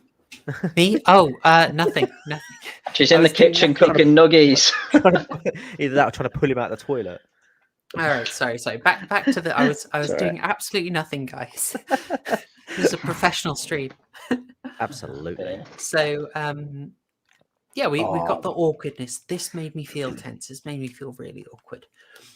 And then, Haryan, I'm going to absolutely hand this one to you. The guest of the female guest has a fit literally out of nowhere. Yeah. If For we're no reason. if we're complaining about the film, this is one of the things I complain about. It is one of the things that super bugs me is when films have someone have a sort of urgent medical situation and then they say they like give them pills and then they're better within about a minute. Drives me mad. Oh, that's how pills work though. What do you mean? Pills don't work that quickly. Gosh darn it. Wow. No, have them inhale something or give them an injection and then it can take effect in a couple of minutes. It just drives me mad when pills take effect really quickly. Yeah, it takes like half an hour to metabolize. Exactly. It's shocking, frankly. Shocking lack of research. So it wasn't even, this was the thing, it's not even like she had to have like a seizure. Just have a choke on the food, because like it's a really awkward bit. It's like obviously she's saying a load of inappropriate stuff, so someone could choke on their food when that's happening. Anyway. Oh, she gone off. It is just sorry. It is just a build up to one of the other sort of like iconic scares, which is the thing under the sink. I mean, do you want to talk about that for a bit? Well, I will just say quickly. You know when she mentions like, "Oh, I saw a girl under there," and then it goes to a scene where the girl's actually under there. I went back and looked through it, and it kind of like, focused the camera there. There was nothing under that sink in the first bit, and I was like, oh, I wish they did, because that could be a Bly Manor thing where it's like first time around you didn't see it, but then on your second watch you do see it. But yeah, it was just empty under it from what I saw anyway. Am I wrong? I would have loved that. I think that would have been a big improvement, just like kind of there for you to catch. Yeah, there was something kind of like that in the next one, which is sort of developing the scare. Now, obviously, we know, having watched the whole film, why there is a fear of a bloody girl under the sink. Like the symbolism is there if you want to explain it. Well, is the sink the wardrobe? Well, I guess she's crushed. Yeah, it's Soo-yeon crushed. Now you were confused about the dress. Yeah, that's absolutely fine. This is easily missed. Okay, I am fine if I miss something. No, it's fine. It's easy to skip it. So Soo-yeon is wearing that dress in a photo that is crushed by the cupboard. And that dress is in the cupboard when she sort of sees the mum. Brings it on her, trying to pull it. So it's there. It pulls her. So she sort of associates this with guilt. My headcanon for this is that that's a dress Soo-yeon was buried in. But I have no proof of this. But it's Soo-mi obviously associates it with Soo-yeon and feels that the stepmother should feel guilty about her in that way, in that image, in that dress. Well, right? Well, doesn't Soo-yeon has shorter hair though? That's what gets me. This is why I thought it was the mum, but looking there, it's clearly a child. So, It's a fairer point. I mean, you could say it's a bit of That's also what confused me. a merge here. Yeah, I guess. I think you can justify scares more than this, basically, because it's like, oh, you've got a ghost under there, which it turns out is real, which I also hated. And then you got this green ghost, which isn't real. Yeah, it's kind of like looking back on it. It's not as fun to look back through as Fight Club. I personally found. It's not, and see you, Charlie Chieftain. Good seeing you, man. Yeah, it is tough. It's a tough sell. I mean, post Fight Club, this twist, it kind of feels like it should have been retired, to be honest, because it's hard to do this twist well anymore. But I do feel like they do quite a variation on it, because obviously they sort of they reveal Soo-yeon's death, as I said, like 76 minutes in. And then my big thought was, crikey, hang on, surely it resolves much quicker than this. I did feel it. I felt the time a little bit after that reveal, and also that the father underreacted to that, of course. Yeah, I was feeling it before that, to be honest with you. I felt, I mean, what was it? A nearly 2-hour runtime, and it felt longer. I'm not going to lie. Yeah, it's just shy of 2 hours. I didn't think it like dragged. Well, some shots definitely felt dragged, but I wouldn't say the film as a whole was dragged. So just, if you know what I mean. But we could make it shorter. Like I do feel easily. Like the flashback at the end to revealing what all that happened. Yeah. I don't know. I think that needed to be longer, to be honest. Yeah, possibly. I think you could have a very. I don't really feel you need the stepmother to get her comeuppance via the ghost, but it's pretty sweet. No. That could have been a good stinger, but the flashback could have happened straight after they get her into the hospital, to be honest. Right. Yeah, on a comment on like the mother dying, as I said at the start, the house in the middle of bloody nowhere. Why the hell did she go back? Like straight after going to the institution and seeing Sumi. She goes back for what? For all I can tell is no reason at all. Look, if it was like to go back to get, some of the father's stuff, he's like, oh, I left, my cigarettes there. Well, something a bit more substantial. No, that'd be fine. Yeah. Well, you would say that. I would say that. Yeah, but it was she was just there sitting at the table and then looked in the cupboard. And it's like, oh, the ghost is real. Oh, it's like, and I'd rather it just all be in her head, to be honest. Yeah. I would go for that as well, because frankly, the reveal about what the stepmother did is so damn nasty that I just it's cruel. I mean, you kind of understand why they want to throw in a scene where she gets her comeuppance, but it does sort of like ruin the flow of the film a little bit when you're like, oh no, actually these aren't spirits. These are. It was almost like, again, we talk about Bly Manor, and obviously Eric is a like a hallucination of the lead character, but there are actual ghosts in the house. It reminded me of that. It was like, oh, there are some bits where it's psychological, and there's other bits where there's actually ghosts. So which is it? Are they actually ghosts? Are they? Is Sumi actually sane? And she was just seeing these ghosts a hell of a lot more. I mean, Hassan, what do you? Oh, great, he's exposed himself. My great. God. Oh no! Hassan expose the grifters. You've got it's giving exposure. It's how many times, mate? It looks so bad. Oh, go and change your sign. Yeah, but I mean, another thing with kind of the ghosts in Bly Manor, why they're different is obviously explained like really well as well. Yeah. In this one, it's just kind of like, they're just kind of haunting people. Oh, now they've just decided to randomly kill the mother now, and it's like, hang on, let me roll back a sec. Maybe not randomly, but obviously they've decided that now is the time. Well, you know what I mean. It's like, just if that ghost is like a consciousness enough to want to get revenge on that, why would it not want to kind of comfort the sister a bit more or something? Or it's seen once under the sink. That's the only time that ghost is seen. You know the bigger issue that I have with this film. It's not the ghosts. It's not the hallucinations. It's the wardrobe. Why? Why would you keep it? Why would you keep? Why would you keep it? Yeah, I know. I thought that. Why the hell would you keep a wardrobe? Two of your family members died in. So I was just like, what? You put it in a wood chipper. Yeah, mate. Along with the nonce dad. Why? You agreeing on the incest reading? No, I'm not. I'm No, dude, there was blatant incest stuff in there. Sumi tried to Young tried to bang their own parent again. There's no acting recent. It was still family ties. There is no despite there being no recent documented events like this taking place ever in the entirety of human history. Don't look up Chris Chan. There, it happened. It's more in your face than say Fright Night.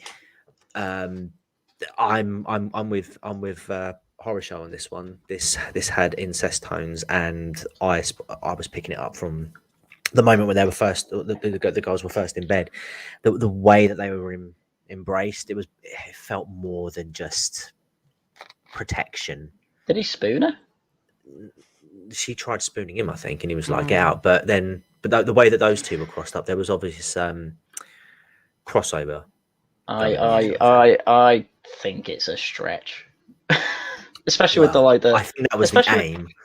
Well, especially with the "don't touch me" stuff. Like, she hates him. Of course, she doesn't want him to touch her. She's sort of saying like he hasn't done the dad role, which can be like, okay, yeah, you let him down completely, but it's also like, did you overstep the boundary? No, he cheated on his wife and was neglectful of the kids.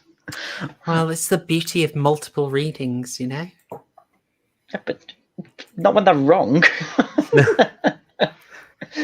I just think it's too much of a stretch. We need a 6-minute supercut. Yeah, I was going to say I'm more convinced by the gay agenda in Fright Night. I have to say, 6-minute supercut. Yeah.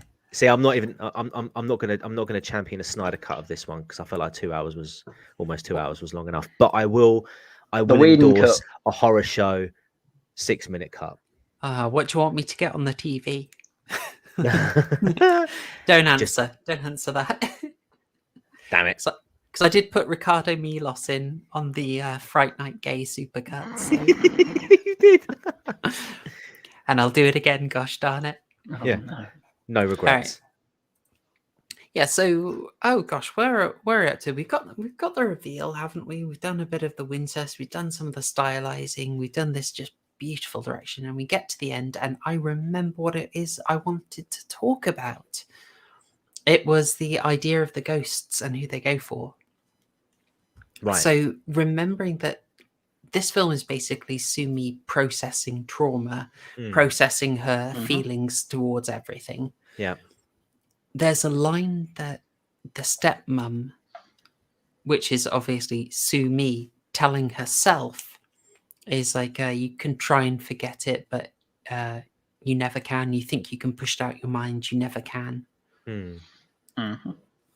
And it's like the idea of the ghosts here is it's a bit like Bly Manor, it's a bit like Hill House. They are manifestations of trauma.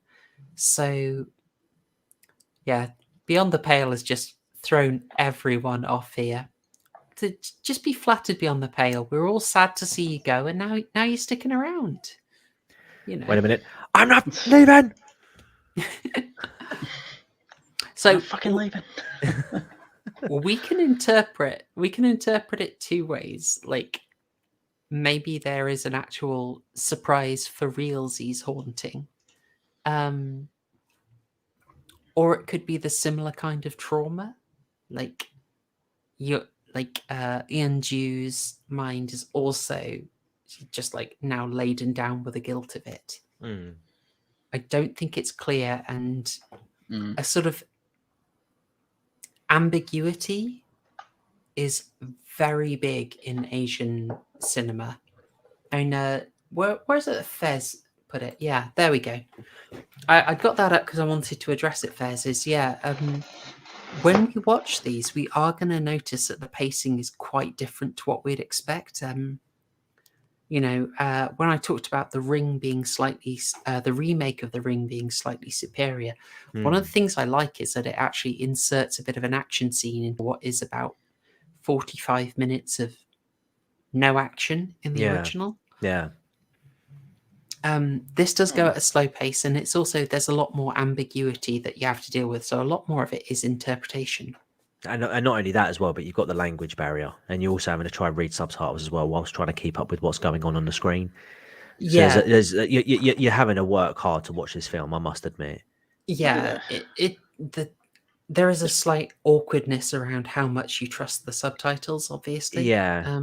But that ambiguity is built in. I mean, you might have heard this before, folks, but one of the sort of classic symbols. I'm going to refer to a Japanese thing because that's what I know best. But in sort of respecting ambiguity and not being as direct as you might be, one of the things that you have in Japanese is if you would disagree with someone, you wouldn't typically say "soru wa janai yo." You wouldn't say like, "Hey, it's not like that. That's wrong," right? Hi. And you would say "soru wa chigaimasu." So like, "Oh no, it's different." You know, it's quite non-confrontational. You're not saying they're wrong. You're not saying they're talking out the butt. It's just they're wrong. It's different. It's a little bit different. It's very yes minister, you know. Yeah. Whereas obviously with me, it's there's incest tones in this. No, there isn't. You're wrong. I think that the door is open to the interpretation of that. You know. I think the science is settled on that.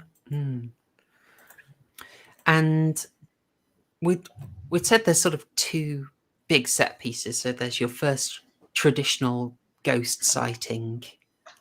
Then there's the really awkward dinner scene with its sort of feeling of a Razorhead.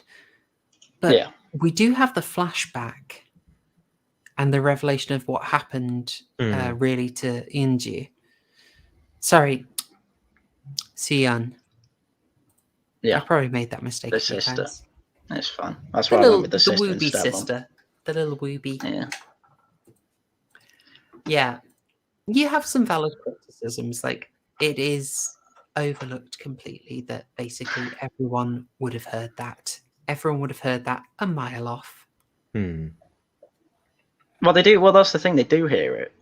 It's shown that they all hear it, but then only one goes up to investigate, and then it's kind of like, how the hell do you explain two dead people if you investigated it? Yeah. Actually, I'll get back to that British night. I do like that, but let's how did the sight of how, aside from the annoyance about the noise, how did that work for you? How did the sort of fate of Suyun affect you? Like, did that get you in the feels? No. Oh, Didn't care. It was women didn't care. No. I wasn't on that level. Let's be honest. But well, no, I'm obviously. I know. Yeah, I don't know. I didn't really care. Well, the thing is, you've gone through a whole 2-hour film, and now you find out everything you know about the sister is wrong, basically, just completely made up. You as a character, you kind of only know it from Sumi's kind of area, and then in this flashback, the only bit of character development you get is she's sad about her mum dying. Well, who wouldn't be? And then kills herself. Yeah. It's like, oh, great. It's like, yeah, I know she died. Yeah, how did she die? Oh, crushed by that. That makes sense, right? Okay, go on. Yeah. That's a pretty horrible way to go, though, right? I mean, it's not nice. It's not nice. I mean, I had a bookshelf fall on me once, and I mean, well, I have claustrophobia. Funnily enough, everyone heard it, and did you get help? Yeah, Did you get help? Did you get help? Wow, fucking hell! Wow, and imagine if you died. And the thing is, as well, though, I wasn't actually squashed. I mean, I wouldn't have died. I was able to breathe just fine. Were you a 13-year-old Korean girl at the time, though? No, I was about 6. In defense, yeah. Well, in defense, Korean? And well, no, I was still English at the time, but I think it was kind of my mum's fault because she asked me to get a Barry Manilow CD, So it was like right on the top. That's at the top, away from the kids. Yeah. But so You were nearly buried alive. Thanks, Mom. Yeah, but I can imagine that having kind of an adult crushing you along with the weight of a wardrobe, I can see that, suffocating you, to be fair. Yeah, no. I mean, yeah. So, my mum wasn't on the bookshelf as well. Yeah. Well, there you go, yeah. Because, I mean, you could probably... the mum didn't look fat, but it could still probably crush a 13-year-old girl if it was bad enough. But Closet 2 is definitely. Yeah, it doesn't help. No, to be fair, in all seriousness, it doesn't help. But like, it was. I wasn't. I think Harry sort of touched upon it. The fact that you find out that this character that you've been watching for the last sort of 76 minutes doesn't even exist anymore. You kind of gather, they're dead. So when you actually go and watch the scene, it's like, well, there's no emotional impact because you already know what happens. I suppose you have that time to process it in the moment when the twist is revealed. Oh my god, she's dead. Oh my god, that's really sad. And then you're watching the scene, it's like, oh, I already know what happens. Tragic, don't get me wrong, but the emotional impact I felt for myself was lost by the time that came about. That is a very interesting perspective about the sort of timing of information. I can see where you're coming from, but also I'm thinking of numerous cases where you've had the crucial information revealed after. Barry Manilow podcast. Oh no. How familiar are you with the original Silent Hill game? Not very. Not very, no. All right, I'll take a chance. I'm more. I'm vaguely familiar with it, but I've seen more of the film than I have played the game. Okay. Lucio Fulci's New York Ripper. Any chance? I'm swinging wide on that. All right, we'll do Silent Hill. So you go through most of the game, and then you get to a final area called Nowhere, where your map doesn't work. Oh, and brilliant! You start off in a bedroom, right? And there's borderline nothing there. To be honest, you'd probably just move straight out towards the boss fight. And if you did, you'd miss some really crucial information. Like it's not spelled out, but you can just look at stuff in the room and realize. Guys, I'm going to spoil Silent Hill, the game from 1990. I want to say 7. Well, if you've not played it yet, it's your own fault. Right. You realize in the room whose room it is, and you realize that the objects in the room represent things that you've seen. They're basically the monsters you've been fighting.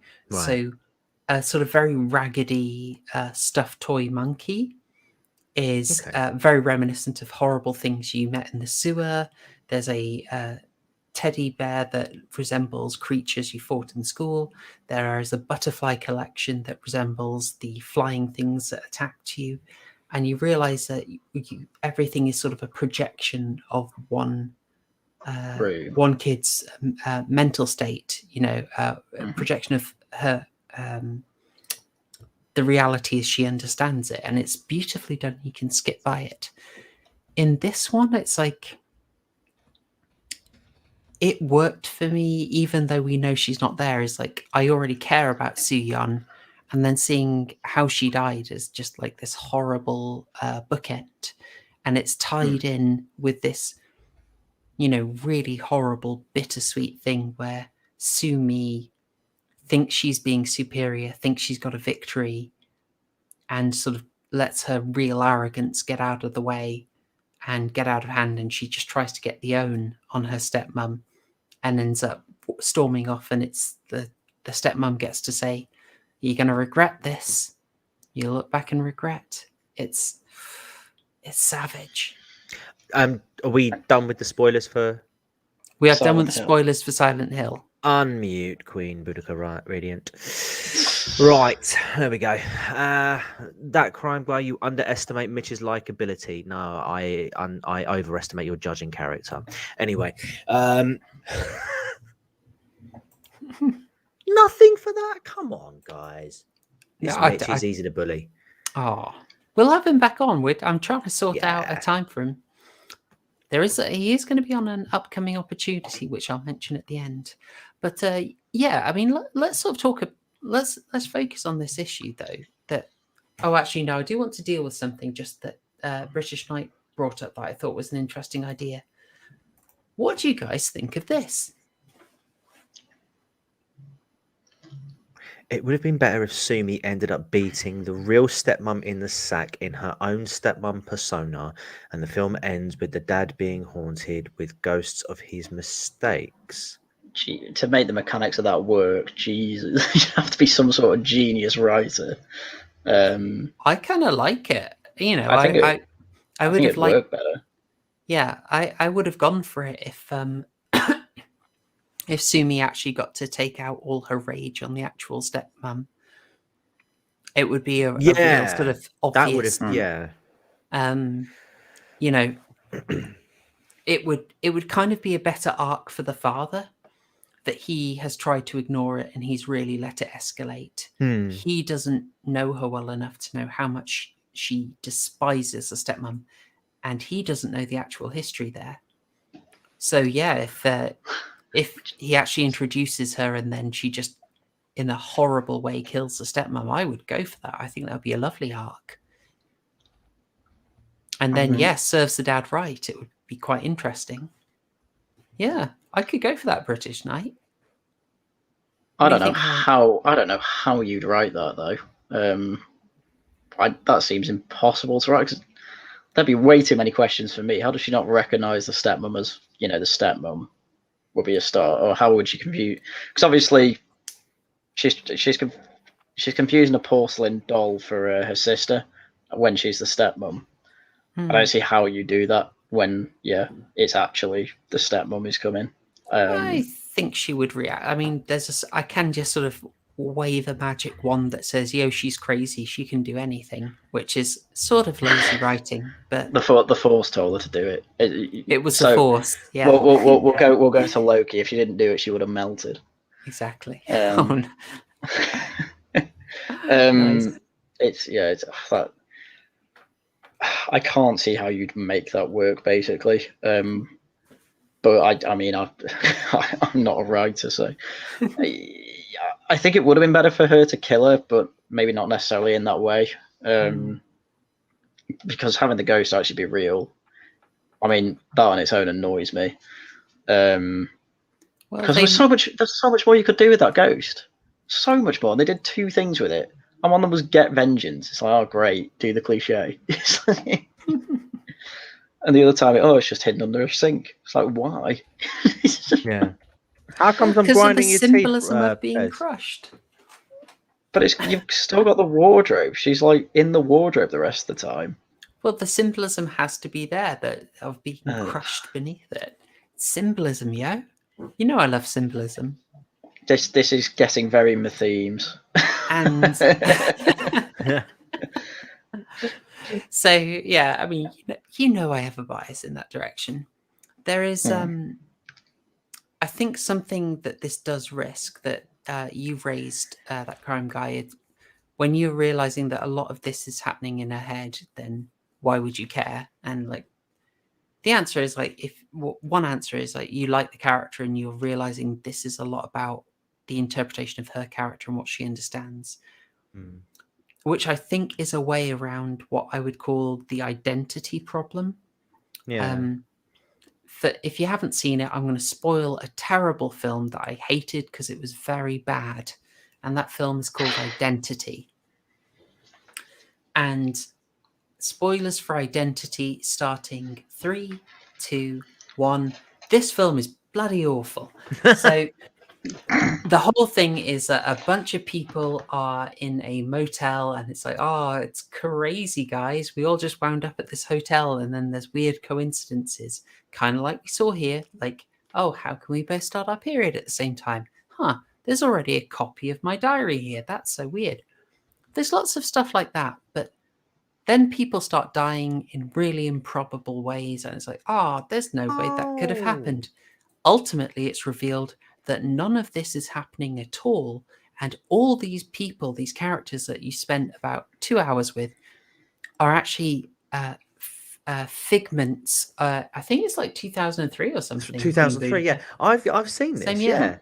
Yeah, and they're all like different personalities of a killer being sent to death row, and they have to prove that the therapy has worked, and all the dangerous personalities have been killed off, and that's what was happening the whole film. So ultimately, you're left with like, none of this happened, and none of this mattered. Oh, I hate this film. It's something that was referenced in a Charlie Kaufman film called Adaptation, where someone had basically that idea as the plot for a film, and then they were ridiculed, saying like, okay, what is physically happening in this moment where you've got these different personalities sort of battling each out, like literally what's happening, what's physically happening in the real world, and showing it to make sense. And you could this really runs into the risk of having that problem. But I think because it is subtler and it is about a character interpretation and it's about guilt and trauma, for me it doesn't bother me, because I can then look back at everything and I get a new interpretation. Yeah. It certainly could be more egregious. It's just the whole thing of like, you get halfway through the film, it's like, oh, one character, didn't exist this whole time. I'm like, yeah, I can deal with that. That's not too bad. That's, that actually recontextualized a lot of things to make sense. Oh, but it ruins a few other scenes. But, okay, let's see what else happens. Oh, there's another twist. That one didn't exist either. It's like, oh no. Oh dear. Just keeping that up for a bit. And it's like, just being told that half your characters didn't exist, and literally about 2 or 3 of the scenes was actually nothing happening. It's like, oh, that's not good. It does make sense of some of the things you noticed, like obviously the weird stuff I just pointed out, but also the cool things like how come the dad doesn't hear stuff?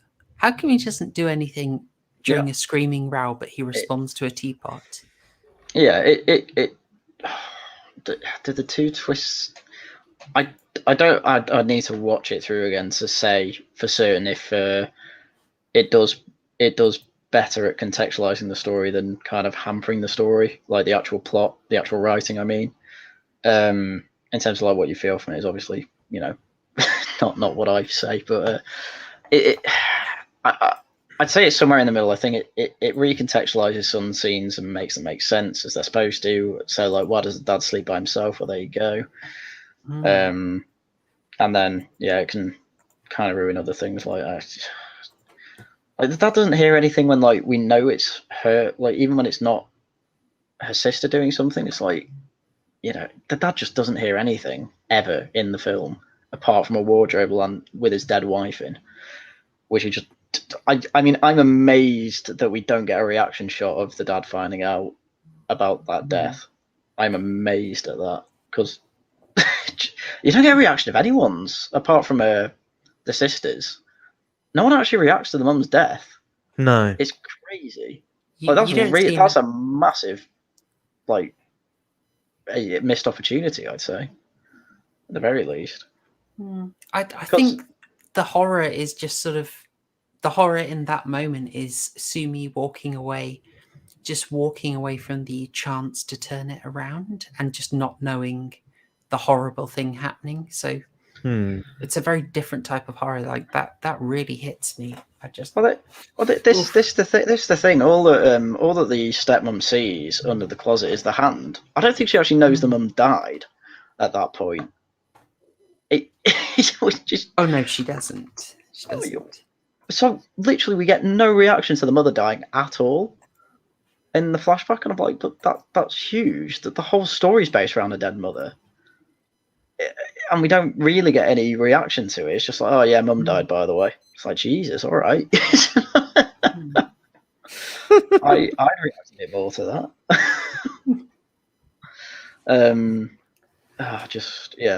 So I didn't think that was very good. There's a lot of things in the flashback I didn't like. Aw. Okay. That's all I'll leave it at, I guess, for now. Oh, it's lonely here in the high score department.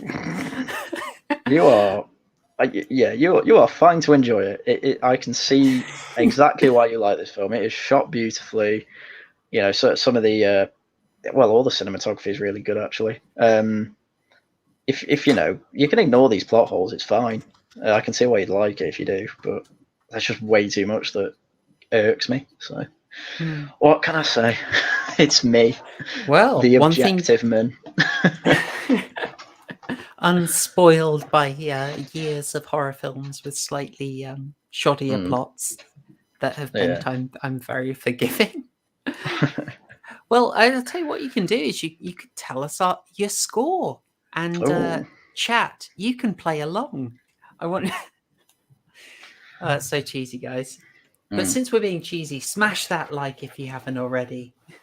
So, yeah, get your scores going in the chat, guys. I want to hear what you thought about A Tale of Two Sisters. Scores out of 12 as ever. They are coming in. Oh dear. Ooh. Oh my. Brutality. Even I think that's a bit harsh. Aww. Ouch.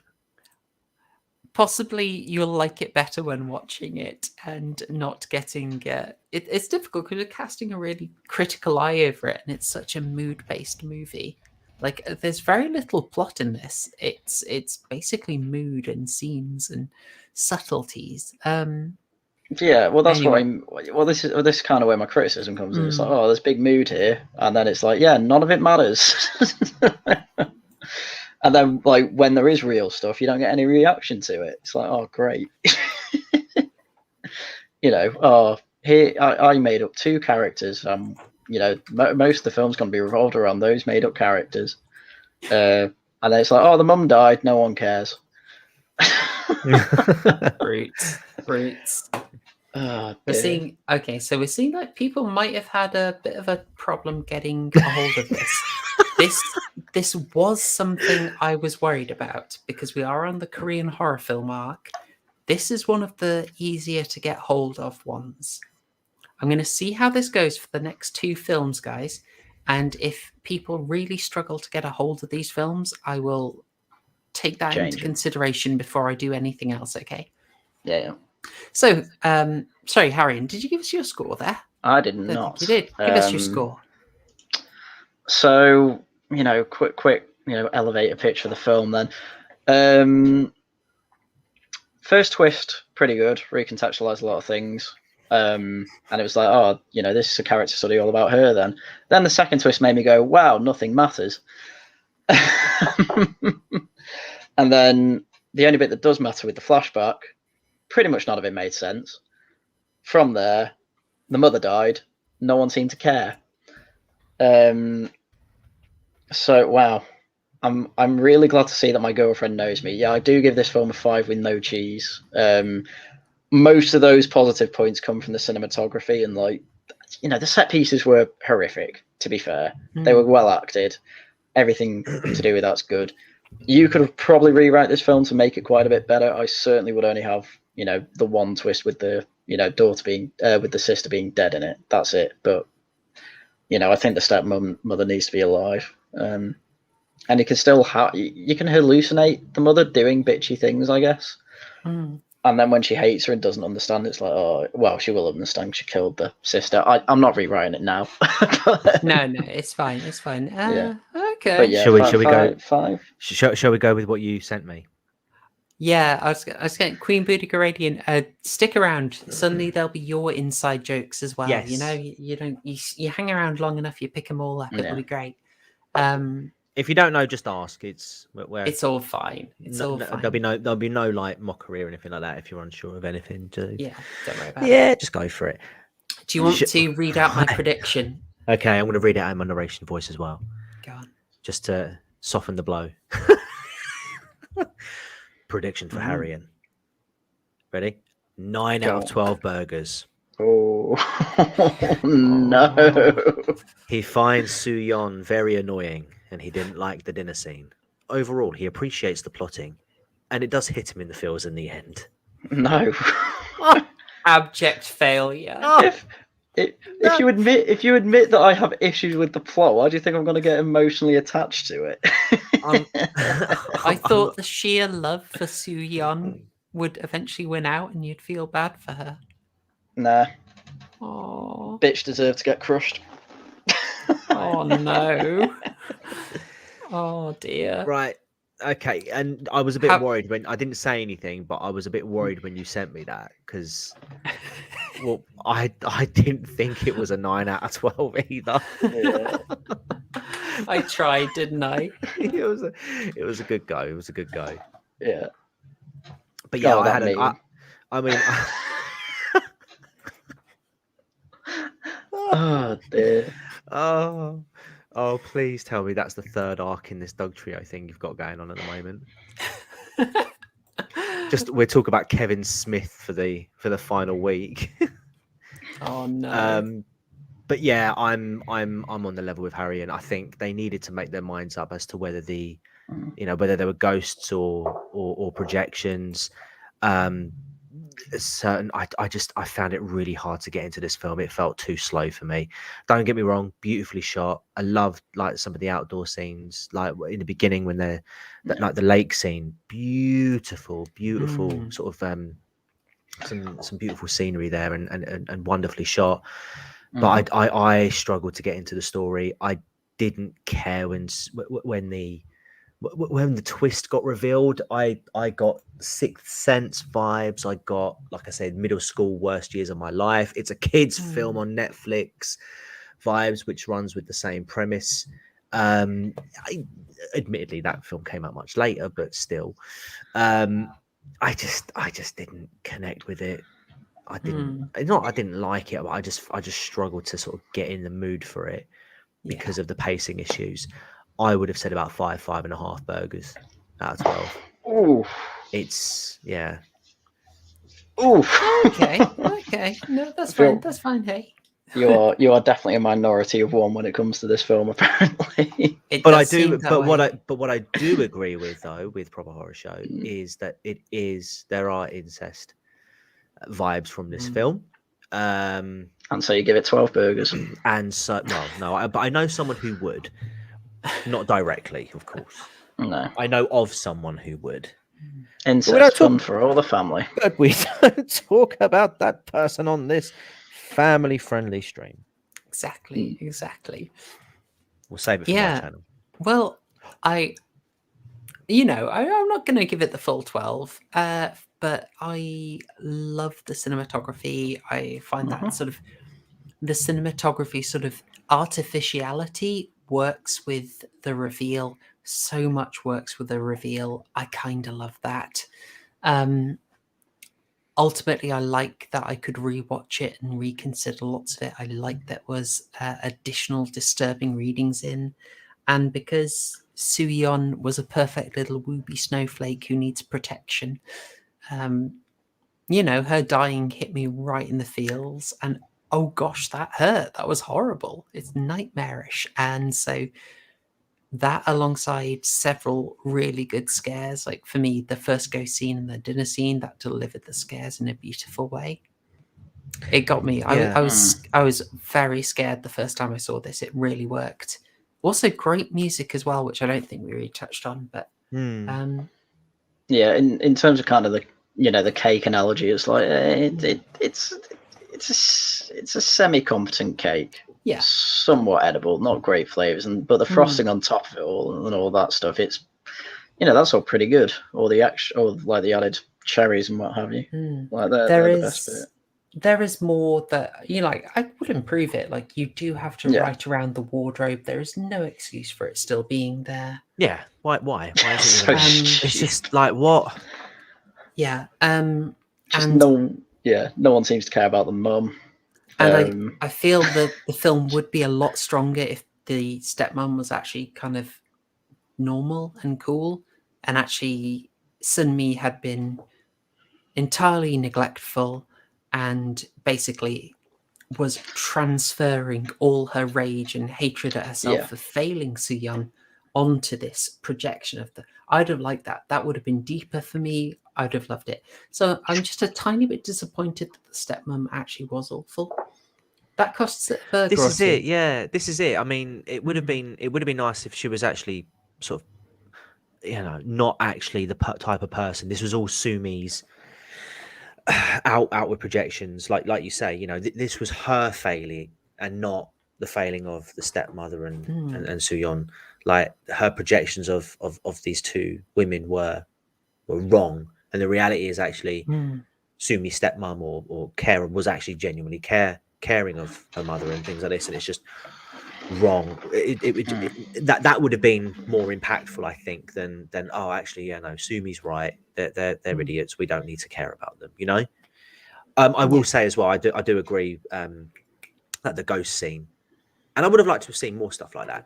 But the ghost scene with the mum, that very first one, when she just like hovers up on the bed. I know you have problems, but I didn't like it for the right reasons because it's I forget. I did feel like at times I was forgetting I was watching a horror movie because there were so little things going on in between that I sort of connect with. But that one particular scene was like, oh, okay, here we go. Yeah. So Okay, nice. It's a weird incestuous kind of film between Bly Manor and Fight Club. He admits it. Incestuous being the boys. correct word I wanted to use there, yeah. So final score for me, I recommend this gleefully to people, especially if they want to try K-horror. This is a good entry point. I give it a solid 10. I like it a lot. Wow. Oh, Hassan, what's a... gosh. Jeez.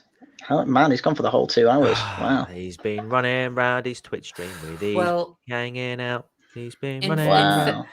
In fairness, like he does 10-hour streams. What do you expect him to do? Be here? No, he's cut it down to 8 hours now because hours. he works really hard cooking nuggies and walking away for 45 minutes of time. His mum isn't always there to cook him his dinner. Exactly. There's only so much reacting you can do to other people's content in that time.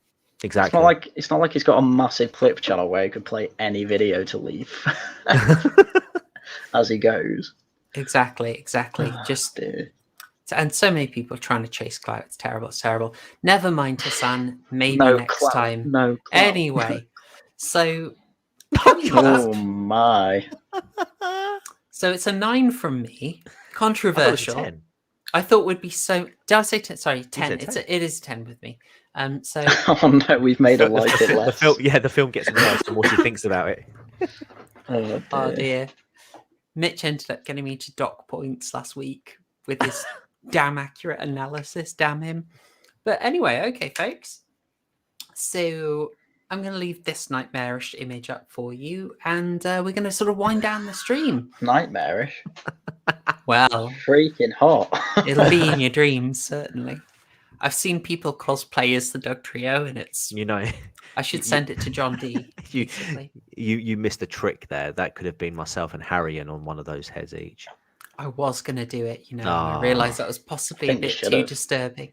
Nah, would have been perfect. It would have been absolutely perfect. Well, we'll see what I come up with next week. Picture makes me want to shoot myself. What? Double tap. Where? Oh no, I've missed it. Yes. There we go, yes. Oh, sorry, yes. I'm leaving it up. But I will distract you from it with the news that you have stuck around to get. Because, the end of the stream will reveal next week's horror homework. Now, I'm a bit worried about this one because people had a bit of trouble getting hold of A Tale of Two Sisters, which I think is one of the more accessible ones. Right. So we'll give it a go. Folks, your target is a film called Loner from 2008. That is Loner. That is another Korean film because we are in our Korean arc. This is the second one. I am going to get you a link to the film. Thank you. What's it called? Double O. Right. Wait, no. How do you spell it? Loner. Loner. So you might find it as Orphaned or Hikikomori. Hikikomori. I'm going to put it in. So there is a link to the Wikipedia. Don't read the plot. But there is a film. That is the one you are looking for. You want to get Loner from 2008, the second in our career arc. It's going to be, I think, a bit more psychological again, but it's going to be darker, and it's also going to be a lot like Repulsion, I think. So if you're familiar with the Polanski one, so it should be an interesting one. Is it also known as Woetoli? That's the one. Right. Okay. Interesting. Wait, is it Wetoli? Yeah, I can see it. Wetoli. Yeah. Wetoli. Yeah, got it. This is relatively easy to find. If you have problems, if you absolutely cannot find it, let me know. I will have a little think about it. I'll see if we can do something else. Because is this Korean or Japanese? It's Korean. Korean. Okay. They're So all Korean. Korean. It's K horror. We are doing 2 more weeks of Korean, and then we are doing an audience choice. I still do not know the best way to vote about it, but I know the choices that are up so far are The Frighteners from 1995 or Shadow in the Cloud, which we reviewed the trailer for. So, Oh yeah.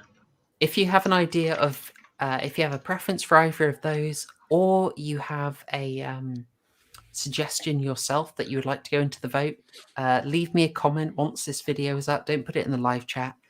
Leave a comment on the video, and then I can look at it up and I'll work out a way we can vote on it. So yeah, that is your horror homework news. Loner 2008. I will now hand over to thanking my guests and giving them a chance to shill. Not you, Hassan. You've been crap. You're off. You're off. Whoa! Did you just ban him? No free clout. No free clout. Wow. He was an 11-month subscriber. He had 2 days dear. till retirement. So, Unbelievable scenes. Haryan, Yes. anything to shill, sir?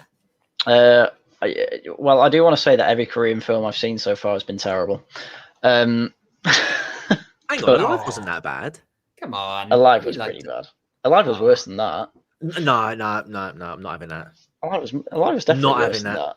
Not having that. Alive had a moment where a guy was about to kill himself, and that's when a woman decided to like show him that she existed, despite the fact they clearly should have known each other existed before that. Anyway, No, not having that.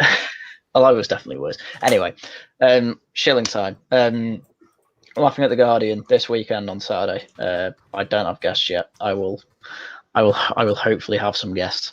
And also yesterday I released a video about the EFAP drama with Hassan Piker. So if you've been wondering what the hell that's been about, just go to my channel and watch my video on it. It's very funny. I go through a clip from his Sunday stream where he was ranting about the EFAP guys for about 3 minutes, and then was at one point basically said, "Oh, yeah, I admitted that 90% of my content's stolen content, but it's the internet. Everyone does that."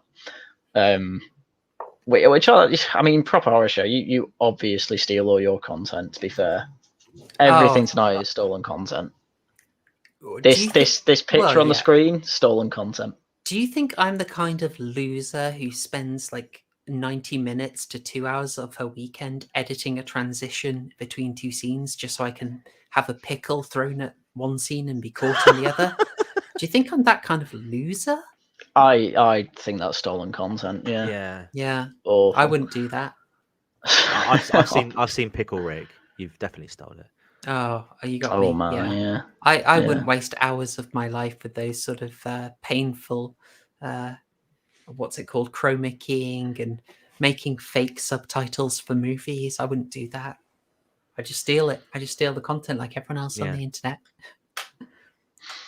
Yeah. So okay, peeps, I'll take it away. Okay, I will take the Doug trio are gone.